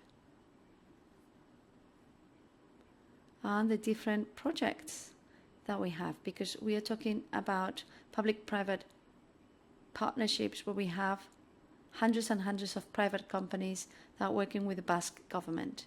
I would like to congratulate them. I think in many things we have to copy them. It is important for us to have a strategy, a state strategy, a strategy for Europe, not just for energy transformation, but also for the industrialization of our country and the creation of quality jobs. I think Spain has that. I think Laura has mentioned them. But we want to stress on the need for public-private partnership so that there is a more fluent conversation with companies, with social agents and players, with trade unions, with the economic powers, with the Spanish government, so that we can go deeper into that public-private collaboration. And I'm saying this also based on the point of view that something will be necessary for our country. We need to just have a single strategy, not like we had before. Because we're talking about 16 strategies in such a global framework of transformation as the one we are undergoing, and it seems a bit crazy to me. So in that sense, there are other things that we mention. For instance, whether the transformation is a challenge or is an opportunity. I think this is an opportunity for our country and for Europe. We're seeing, not just with the crisis that we've had, but also in agreement with other people that have come before me, not all the situation comes from the war in the Ukraine. We can see how the situation is halting our economic progress. We are seeing how we may have escalation of military conflicts. Many times those happen because of geopolitical changes or changes in the world order, or because of issues to do with energy. So the problems that are being created because of the price of energy, the lack of energy independence. So those are topics that I think need to be considered. We need to have a political decision to bet on renewable energies, and in this case hydrogen, because we need to work on those technologies and we need to walk towards energy independence. And before I finish, I think there's something else I have to say which I think is important. I think Pedro already said it in his last intervention. Each country has its peculiarities, economic peculiarities, population peculiarities, industry peculiarities. But I think that all this process of energy transformation is mainly focused on delocalization. So I think that there has to be a challenge, not just for certain countries, some of which we've participated in, but also the other countries, not just the ones that were present here, and not just in Europe, but globally, because I think that it's not possible for some to move faster than others. We need to reach our common goal, which is help the well-being of our planet, which is a single planet, only one planet. So to conclude, I would say that everything is interconnected in society. We're not just talking here about environmental transition. I think we're talking here about the transformation of the whole industry, also due to digitization of the society itself. Everything is turning or is changing quite quickly.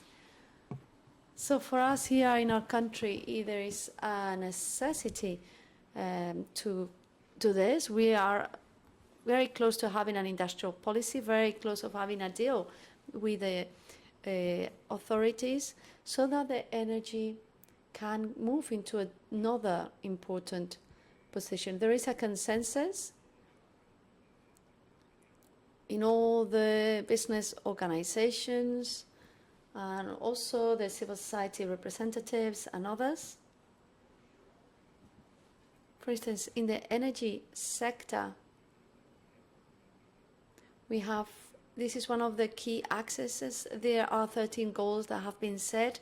There are 63 actions developed, and we have identified 45 indicators that would need to be set up. But I think that's important. It's important that political parties, especially those that may be in government, should know that we are risking here our future, not just the future of energy transition or environmental transition, but the future of our people, of our country, and therefore we need for the new law, we need for the State Pact on Industry, which includes energy. It's necessary to have this energy strategy for 2030 in order to face the world, to face the future from a better stance. Thank you very much. We're going really bad with time. There are two people that have asked for the floor. I'm not sure if there are any others. I'll give them the floor now. Jose Manuel Anares, you have the floor. And Corina. Thank you very much. Can you hear me? Well, I would like to ask a question to Laura. I'm Irania from Industrial. It's a question and a comment. First, I would like to congratulate you for the creation of the Fair Transition Institute. I think it says a lot about what the government thinks and what it wants to promote in terms of for the industry of this country and the transformation that we are suffering. I think this is an example that at Industrial Global Union, this is something that we always mention, and because I'm a Spaniard, I always talk about the Spanish case. But I find it difficult to see how we are following the fair transition agreements. I would like to know what are you doing basically to manage to make sure that they become a reality? Because yes, we've seen the closing of the mining, the coal mining and the thermal plants. But when we really need the reality, the projects, the investments of those companies and the creation of jobs, that is not happening. Companies are leaving those areas. They are going away and there are no projects there. So how can we do it so that those agreements are a reality from the beginning to the end? Because they are large agreements, but they need to be a reality. How can we achieve that? Thank you. Thank you, Diana. The mining agreement. First, it's difficult to follow us because you know the website we have. Sometimes the authorities, well. But I think in a few months we'll have a better website where you can find the information better. The information is there, but it'll be good to have a follow-up of the different agreements. You didn't ask me about this, but for instance, the mining, the main problem that we have is that the companies were mostly in a situation of bankruptcy. And that's why other actions have taken a long time to be carried out, because it's a complex issue, because then the government has a subsidiarity responsibility in companies that go bankrupt. In terms of other things, I mean, we're going to have a meeting soon, a meeting of the follow-up committee, and we'll publish the results. It's true that at the beginning the companies were a bit reluctant, because these are projects, well, these are electricity companies that compete for the same type of projects. So there was a time for them to present things. I think there are many things now that are public and that are ongoing. And I think that, in that sense, their advancements have been made. That doesn't mean that the machine has gone in, because we are in a dismantling operation. Obviously, the dismantling haven't even started. And the projects many times take place in the same facilities. So, yes, you want to see the new project, but you haven't dismantled the former project. So for many of the projects, we need the same industrial land that we were using for the old project. And I don't know, some of them will have some nuances, but they are a minority. So even though from the outside it seems the project is not there, well, we haven't dismantled the thermal plants. And the dismantling, I think we are only dismantling 3, and that's one of the key issues. But regarding the commitment of the specific project, I think over the next few weeks there will be a list of what each company has proposed for each territory. Also in that list, I'll tell you, you will find proposals from companies, but also proposals that need public subsidies, because some of them will be PPPs. And in those cases, the PPPs will also need to, well, they will also have to follow a process in terms of fair competition. So the projects that already exist, because the facilities already exist, are different. Then we have very strong or large projects that will need subsidies, because green hydrogen needs public subsidies. There's that case too. And then we'll find other elements that are pending, such as, for instance, in Andorra, they are pending the decision by the administration to choose the project that better meets the fair transition requirements. But anyway, I hope you will have all that information. And yes, whether we've started the dismantling or not, all that information, in order to do a follow-up, I think having that information public is very important. And it's also true that we need to push forward. We need to push the projects forward, and that's something we're also doing.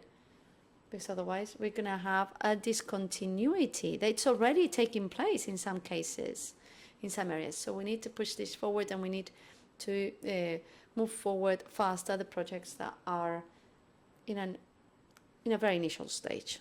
Thank you very much. José Manuel? My name is José Manuel Rodriguez. I'm the General Secretariat of UGT FICA in Gibraltar.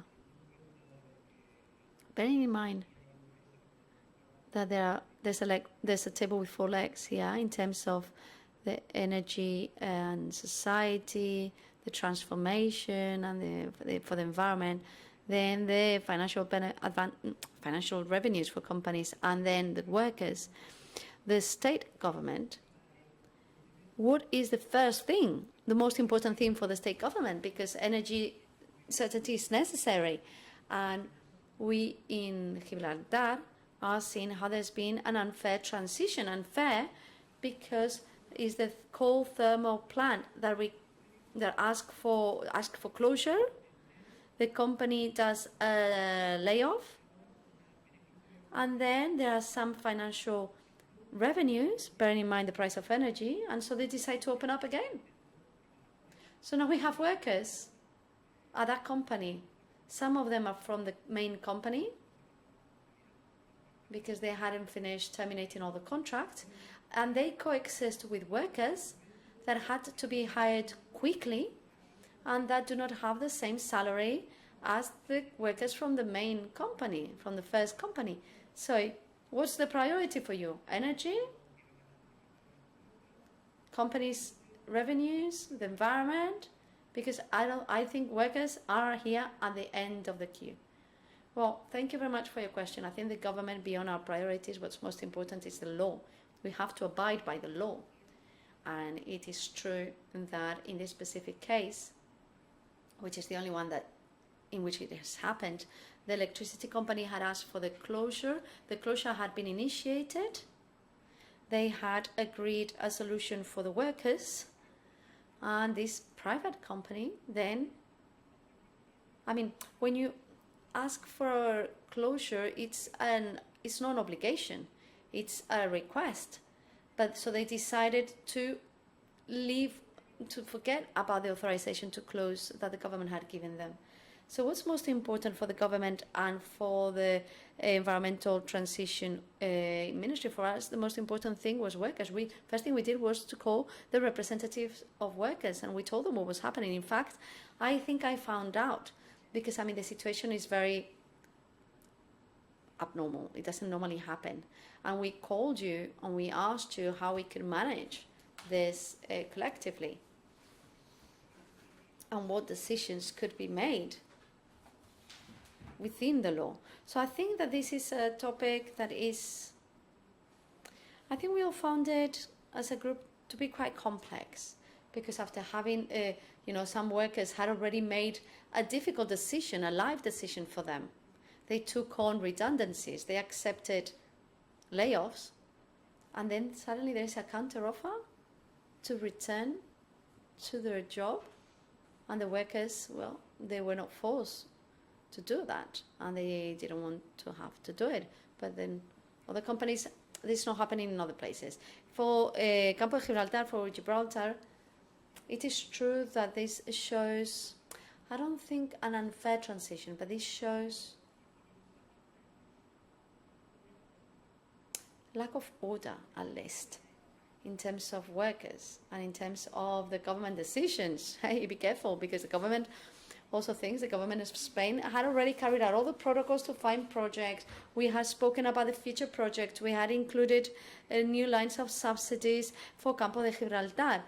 All the municipalities were having access to the subsidies. And suddenly all this happened. So this was something that caught us by surprise. But even though I agree that for you and for workers this has been very complex, I do think, however, that in any case, in Campo de Gibraltar and the partial closing of those neighborhoods, there is now a time of an impasse. It's no way exit. It's a no exit way, but we think we'll have important prospects for the future. And the truth is that there are funds, there are projects. I do think that the impact, and I don't aim to minimize this, but the impact of the neighborhoods is very important in the Campo de Gibraltar, but it's not the impact that we're having in other areas of Spain, where 3 coal plants are being closed down, as well as mining sites at the same time. So I think this is more localized impact, and it doesn't have to be a difficult transition. And exactly because of that, it's a pity that because of a business decision, steps are taken backwards or forwards and backwards, and then that leads to uncertainty and lack of clarity.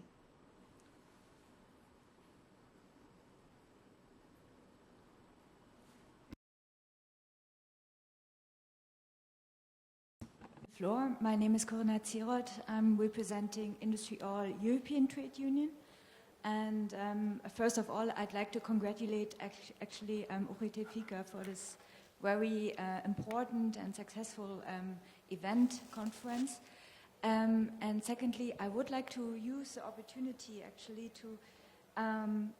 to make a comment and a plea from the European level concerning just transition and also the future rollout of the hydrogen value chain inside Europe. I think as Spanish social partners, you have made a very important contribution to the development of the just transition narrative on the European level as well. I mean, you made very concrete and commitments and agreements here with the 2 agreements that you had for coal phase out and the phase out of thermal power plants. And this has provided a lot of inspiration on European level for trade unions, but also for European leaders to further work on just transition issues. And I've seen Laura, and I've seen also colleagues from UGT and Comisiones Obreras a lot of times in Brussels, in the Just Transition platform, in the coal regions platform. This is super important. Concerning what we have at European level at the moment in terms of proposals to really drive a just transition of workforce, we are really critical at the moment that there's not much going beyond the narrative of just transition from policymakers at European level. And that's why, I just said that we are very critical that we don't see the same ambition from policymakers yet when it comes to a just transition and the social dimension of the green transition. We don't see the same ambition as a climate ambition, and we really, our really demand is that we need to actually increase the social dimension in line with the climate ambition on the European level. And therefore, we have launched just 3 weeks ago a manifesto that was also introduced by Michael Vassiliadis yesterday, where we make concrete demands to really step up the social dimension and not forget the climate ambition, really have an equal ambition on both fields. And I just wanted to say that especially when we think about the rollout of new technologies beyond the need of industrial policy that is also co-created with trade unions and with workers' representatives, and which is anticipated with trade unions.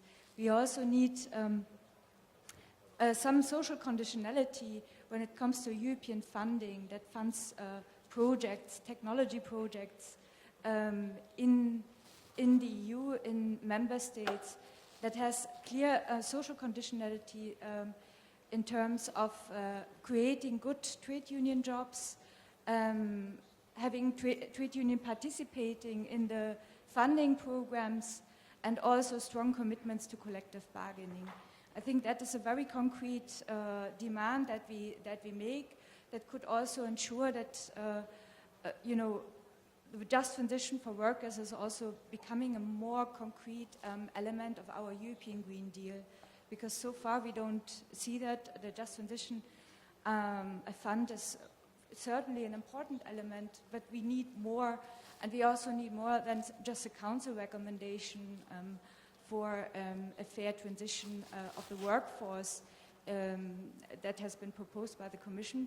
We need also more concrete rights from a European level that has to be implemented in member states that really demands a participation of trade unions at every level in the transition, also at the company level, and in an early anticipation of change at the company level, with real sanctions also for companies that don't commit to do so. So I just wanted to make this plea that we need your support, your further support from the Spanish level to actually ramp that up at the EU level, to have a stronger just transition framework at the EU level, especially in the current context, the context of the energy price crisis, the context of Repower EU, where we don't see lots of mentioning of workers' rights or the future of workers in the entire communication that has been launched by the European Commission. While workers are actually feeling the consequences, it's accelerating the transition, it's putting pressure on companies, on industry, and also on purchasing power. So really, we need to ramp up this, and we have to translate the narrative into concrete actions. And I'm also happy to share with you, after the conference, our Just Transition Manifesto. There is a Spanish version. So thank you again for giving me the opportunity to take the floor, and thanks again for this very important conference. Pues nada. Thank you. So now we're going to give the floor to the colleague Elodio, so we can start with the closing ceremony of the seminar.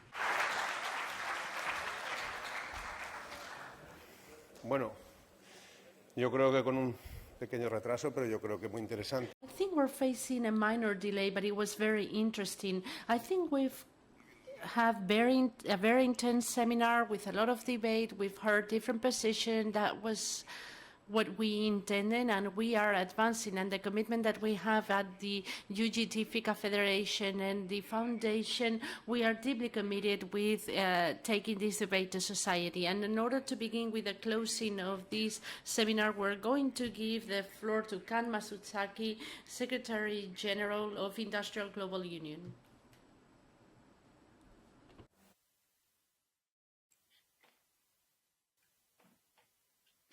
Well, thank you very much. Thank you very much, everybody. And also, thank you very much for UGT FICA to organize this the wonderful workshop, which is very, very fruitful and very constructive. And I myself, I quite learned a lot from this workshop. I learned a lot from the this front runner cases. From Spain, from North America, Australia, Japan, Germany, and Norway. So I would like to bring these good front-runner cases to our Industrial Global Union activity. Yesterday, our Director for Energy and Just Transition, Diana Funquera, he made a very good presentation focusing on the hydrogen industry. So for my closing remark, I would like to focus on our Industrial Global Union's point of view on the just transition and what we will do on the just transition activity in this year.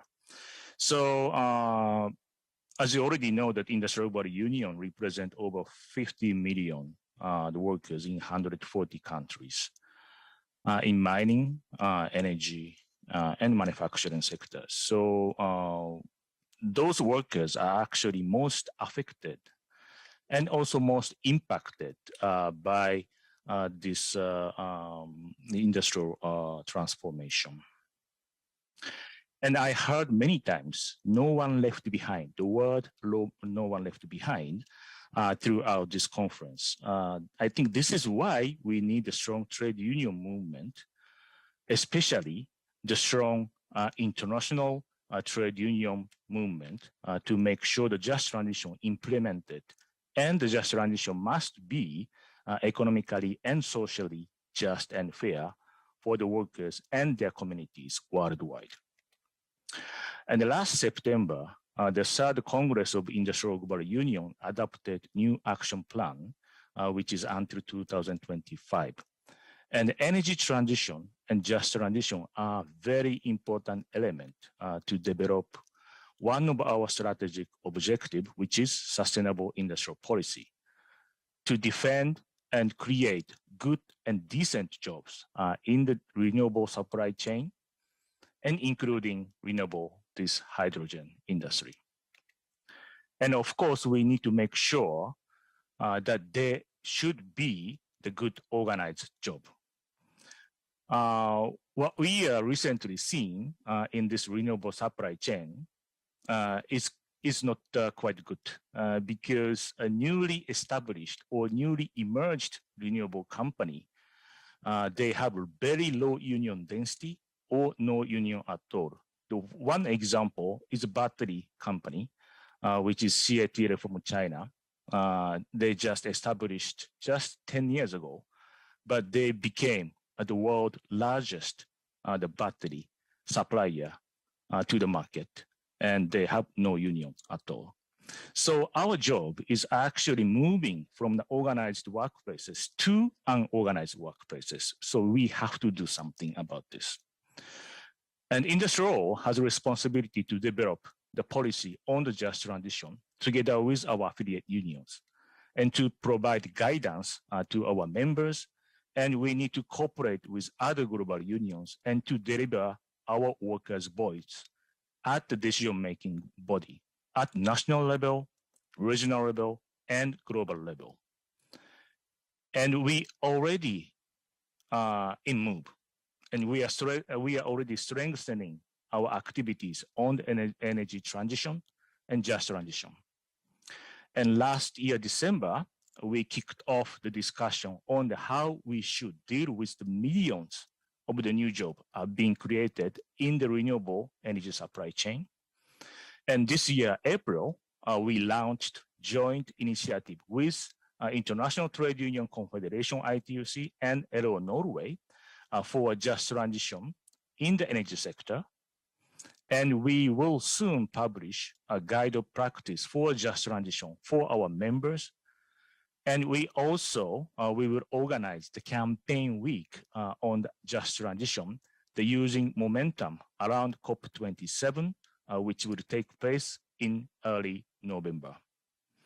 And in this campaign week, we will also organize a series of events and activities in collaboration with other unions, and also collaboration with the Industrial European Trade Union. And we will plan to lobby the government to develop robust national transition plan through the social dialogue. So in that case, the outcome of this workshop is very important because we would like to reflect all of this outcome of discussion into our activity later this year. And one more important event is coming, which is a technical meeting on the future of work in the oil and gas industry. And that will take place at International Labour Organization, ILO, which will take place 21st to the 25th of November. So Industrial Labour Union and our affiliate will take major part of the discussion in that meeting also. And we also, I need to also touch upon this energy security, especially the situation in Ukraine, because we have run more than enough that peace and democracy must be secured to achieve proper energy security and energy transition. And this is not just a Russia-Ukraine matter, but for example, in Asia, the certain undemocratic country is actually try to expand their territory into the sea trade zone or the sea lane in the Asia-Pacific region. So, which may also becomes is affect to energy security in the future. So we Industrial Global Union will continue to fight for, defend our democracy and peace, and for securing the energy in the future. And once again, I would like to congratulate to all the colleagues who will participate at this conference. And I will make sure that all this outcome will be reflected to our the activity in the future, together with our Director of Energy and Just Transition, Diana Figuera. So thank you very much for listening. My closing remark, and also let us continue to get united for just and sustainable future. So thank you very much.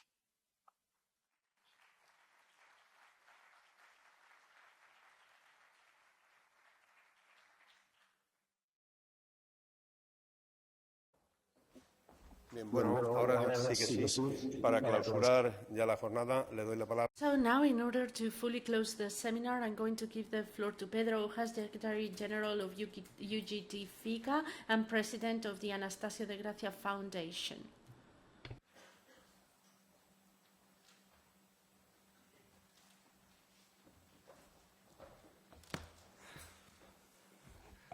Buenas tardes.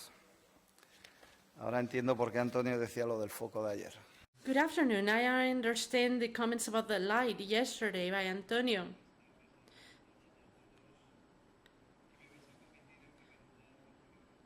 Thank you, everyone, and allow me to express my appreciation on behalf, first of all, of the Federation of UGT FICA, as well as the Anastasia de Gracia Foundation.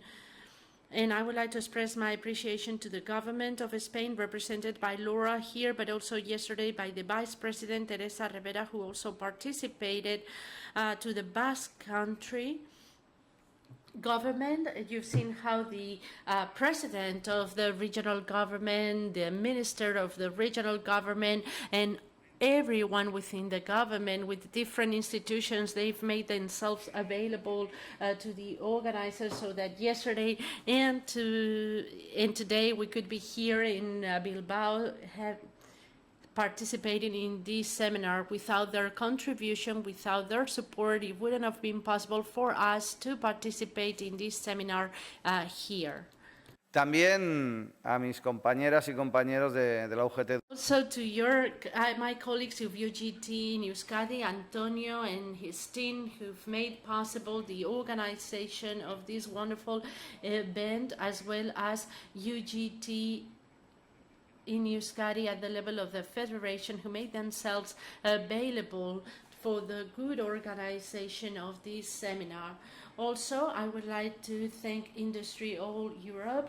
Caroline Michael Basilius, their chairman, participated yesterday. Industry All Global, Diana, who was a very important part of this seminar, and she participated in the full preparation, allowing us to get in contact with many people. And you have to know that in this organization we're feeling really proud of having you as our representative in Geneva, and having a member there collaborating and working there at Industry All Global Union is a reason for us to feel proud, and I want you to know it firsthand. Thank you.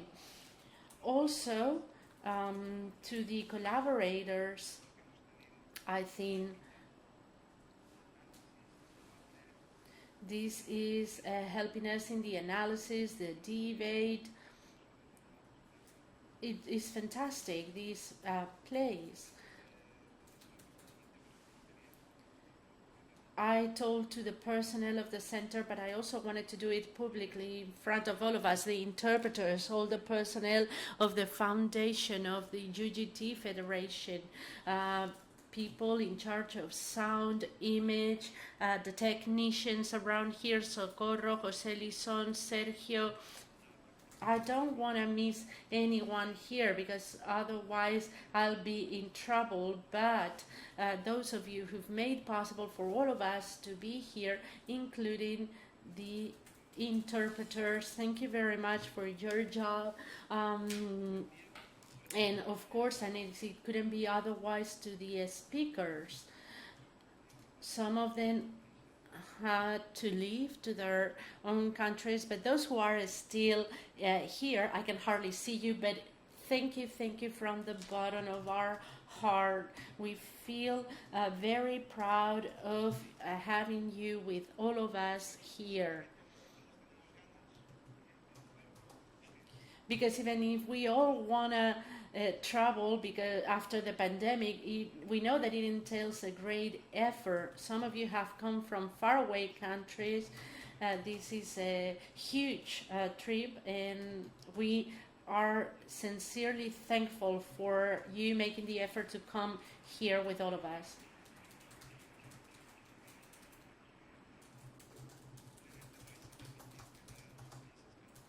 Just let me mention the countries that were represented were Germany, United States, Canada, Norway, Australia, Japan, and also Italy.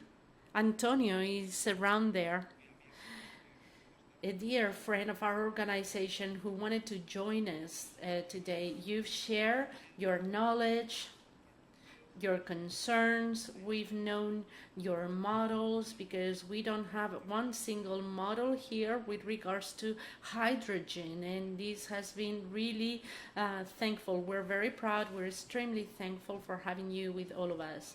Of course, all the participants, corporations who were with us, José Antonio Nagat, Petronor, Acenor, CEPS, Repsol. I don't want to miss any, but I'm showing some of the ones that participated. Acciona, many others who were around here. That shows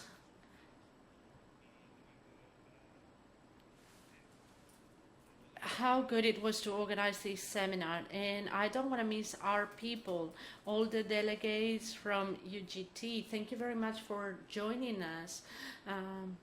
All the sectors that are part of our wonderful federation here in Bilbao.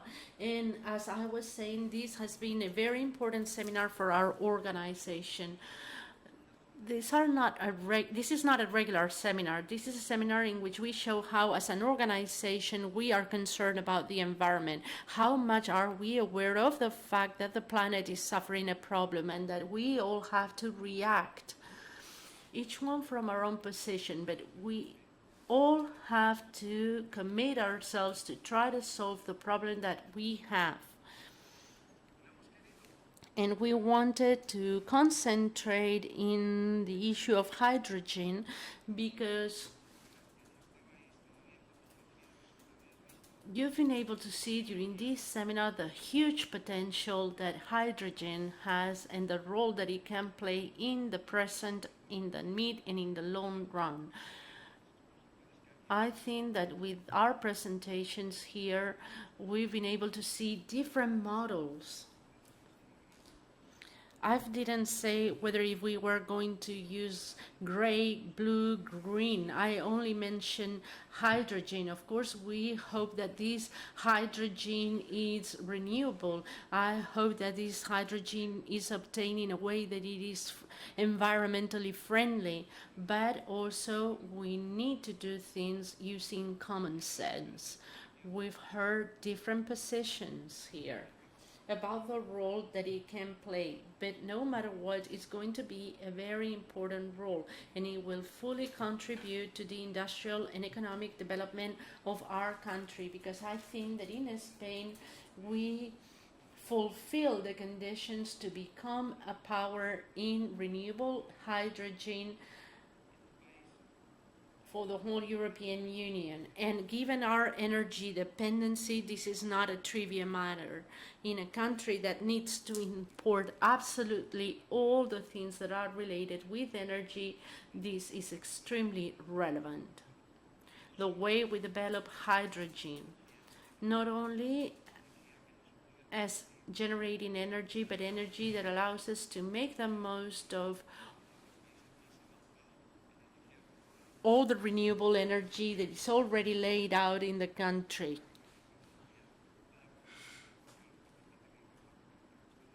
So we can also store energy as allowed by hydrogen. So we can store the energy and use it in valley period or period that are not peak period in the energy consumption.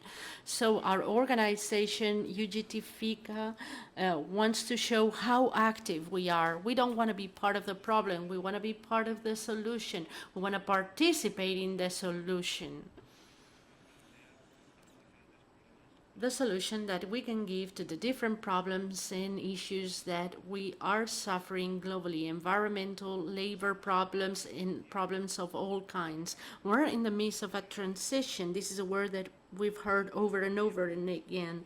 We trust in the fact that we can achieve a fair transition. We've heard some examples. I'm not going to name them because it's too late and you already know them, but we need to improve in this fair transition.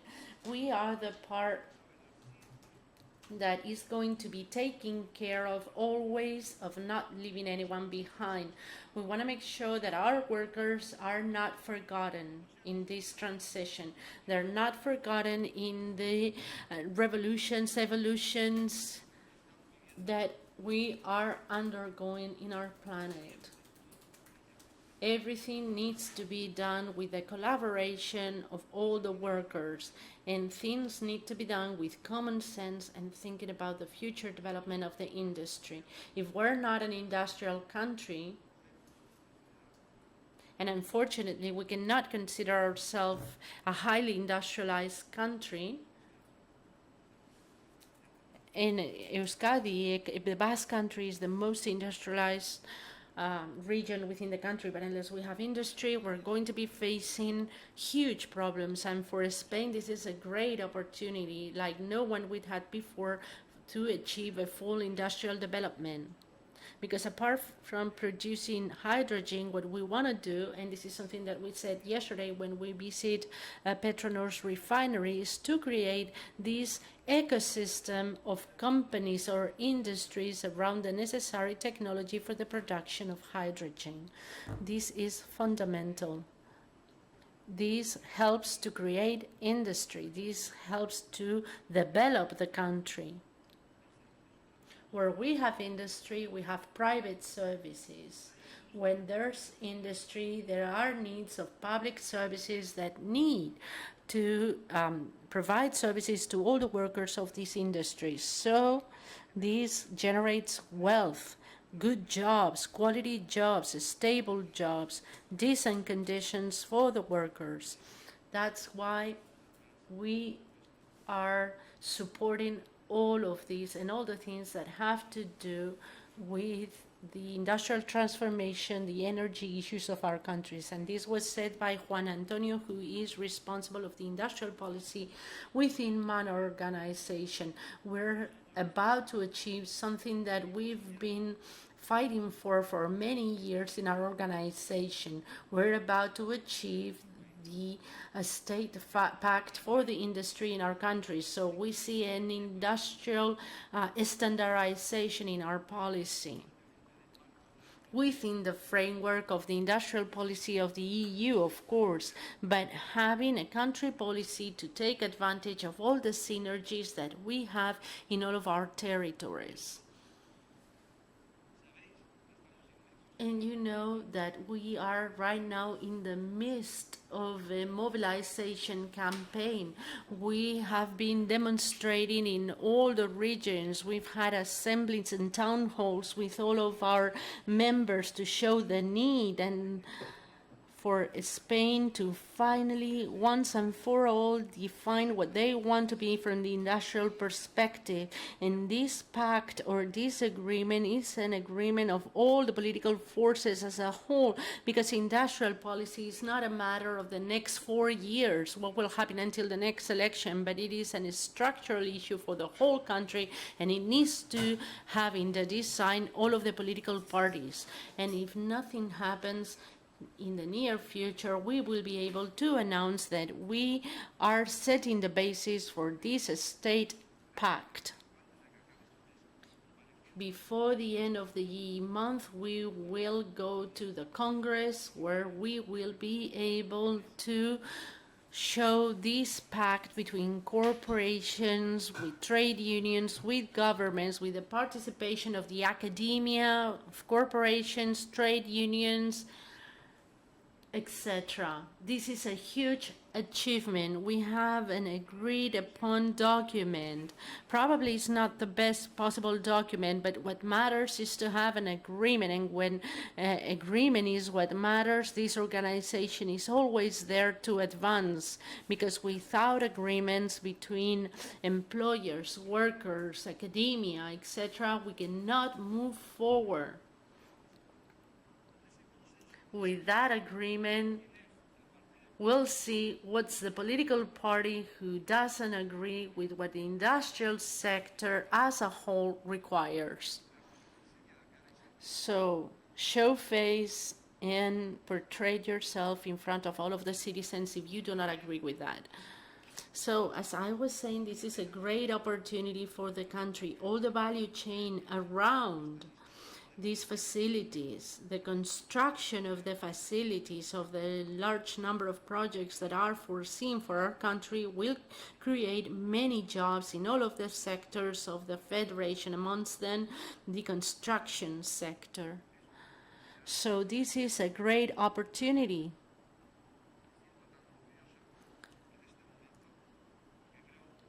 Only a few times I've been as proud as I am right now, because this has been a great achievement.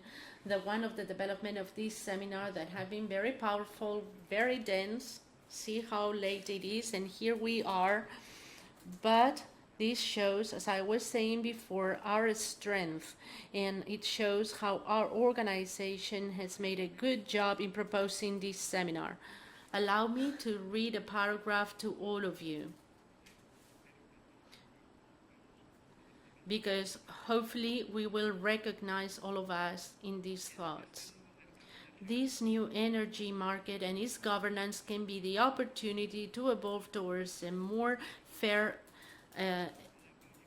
equitative and sustainable world. We're seeing the beginning of an industrial evolution, and at UGT FICA we want to support this transformation, doing so in a way that we guarantee the respect of the rights of the workers. Respect needs to be fair, and it needs to involve advancing in the welfare state, and it needs to mean that we are advancing in the welfare state, and that's what we're going to do. As a trade union representing workers, we're going to make sure that we advance in the welfare state, and we're going to do so with the rest of our European and world organizations. Thank you very much to all of you.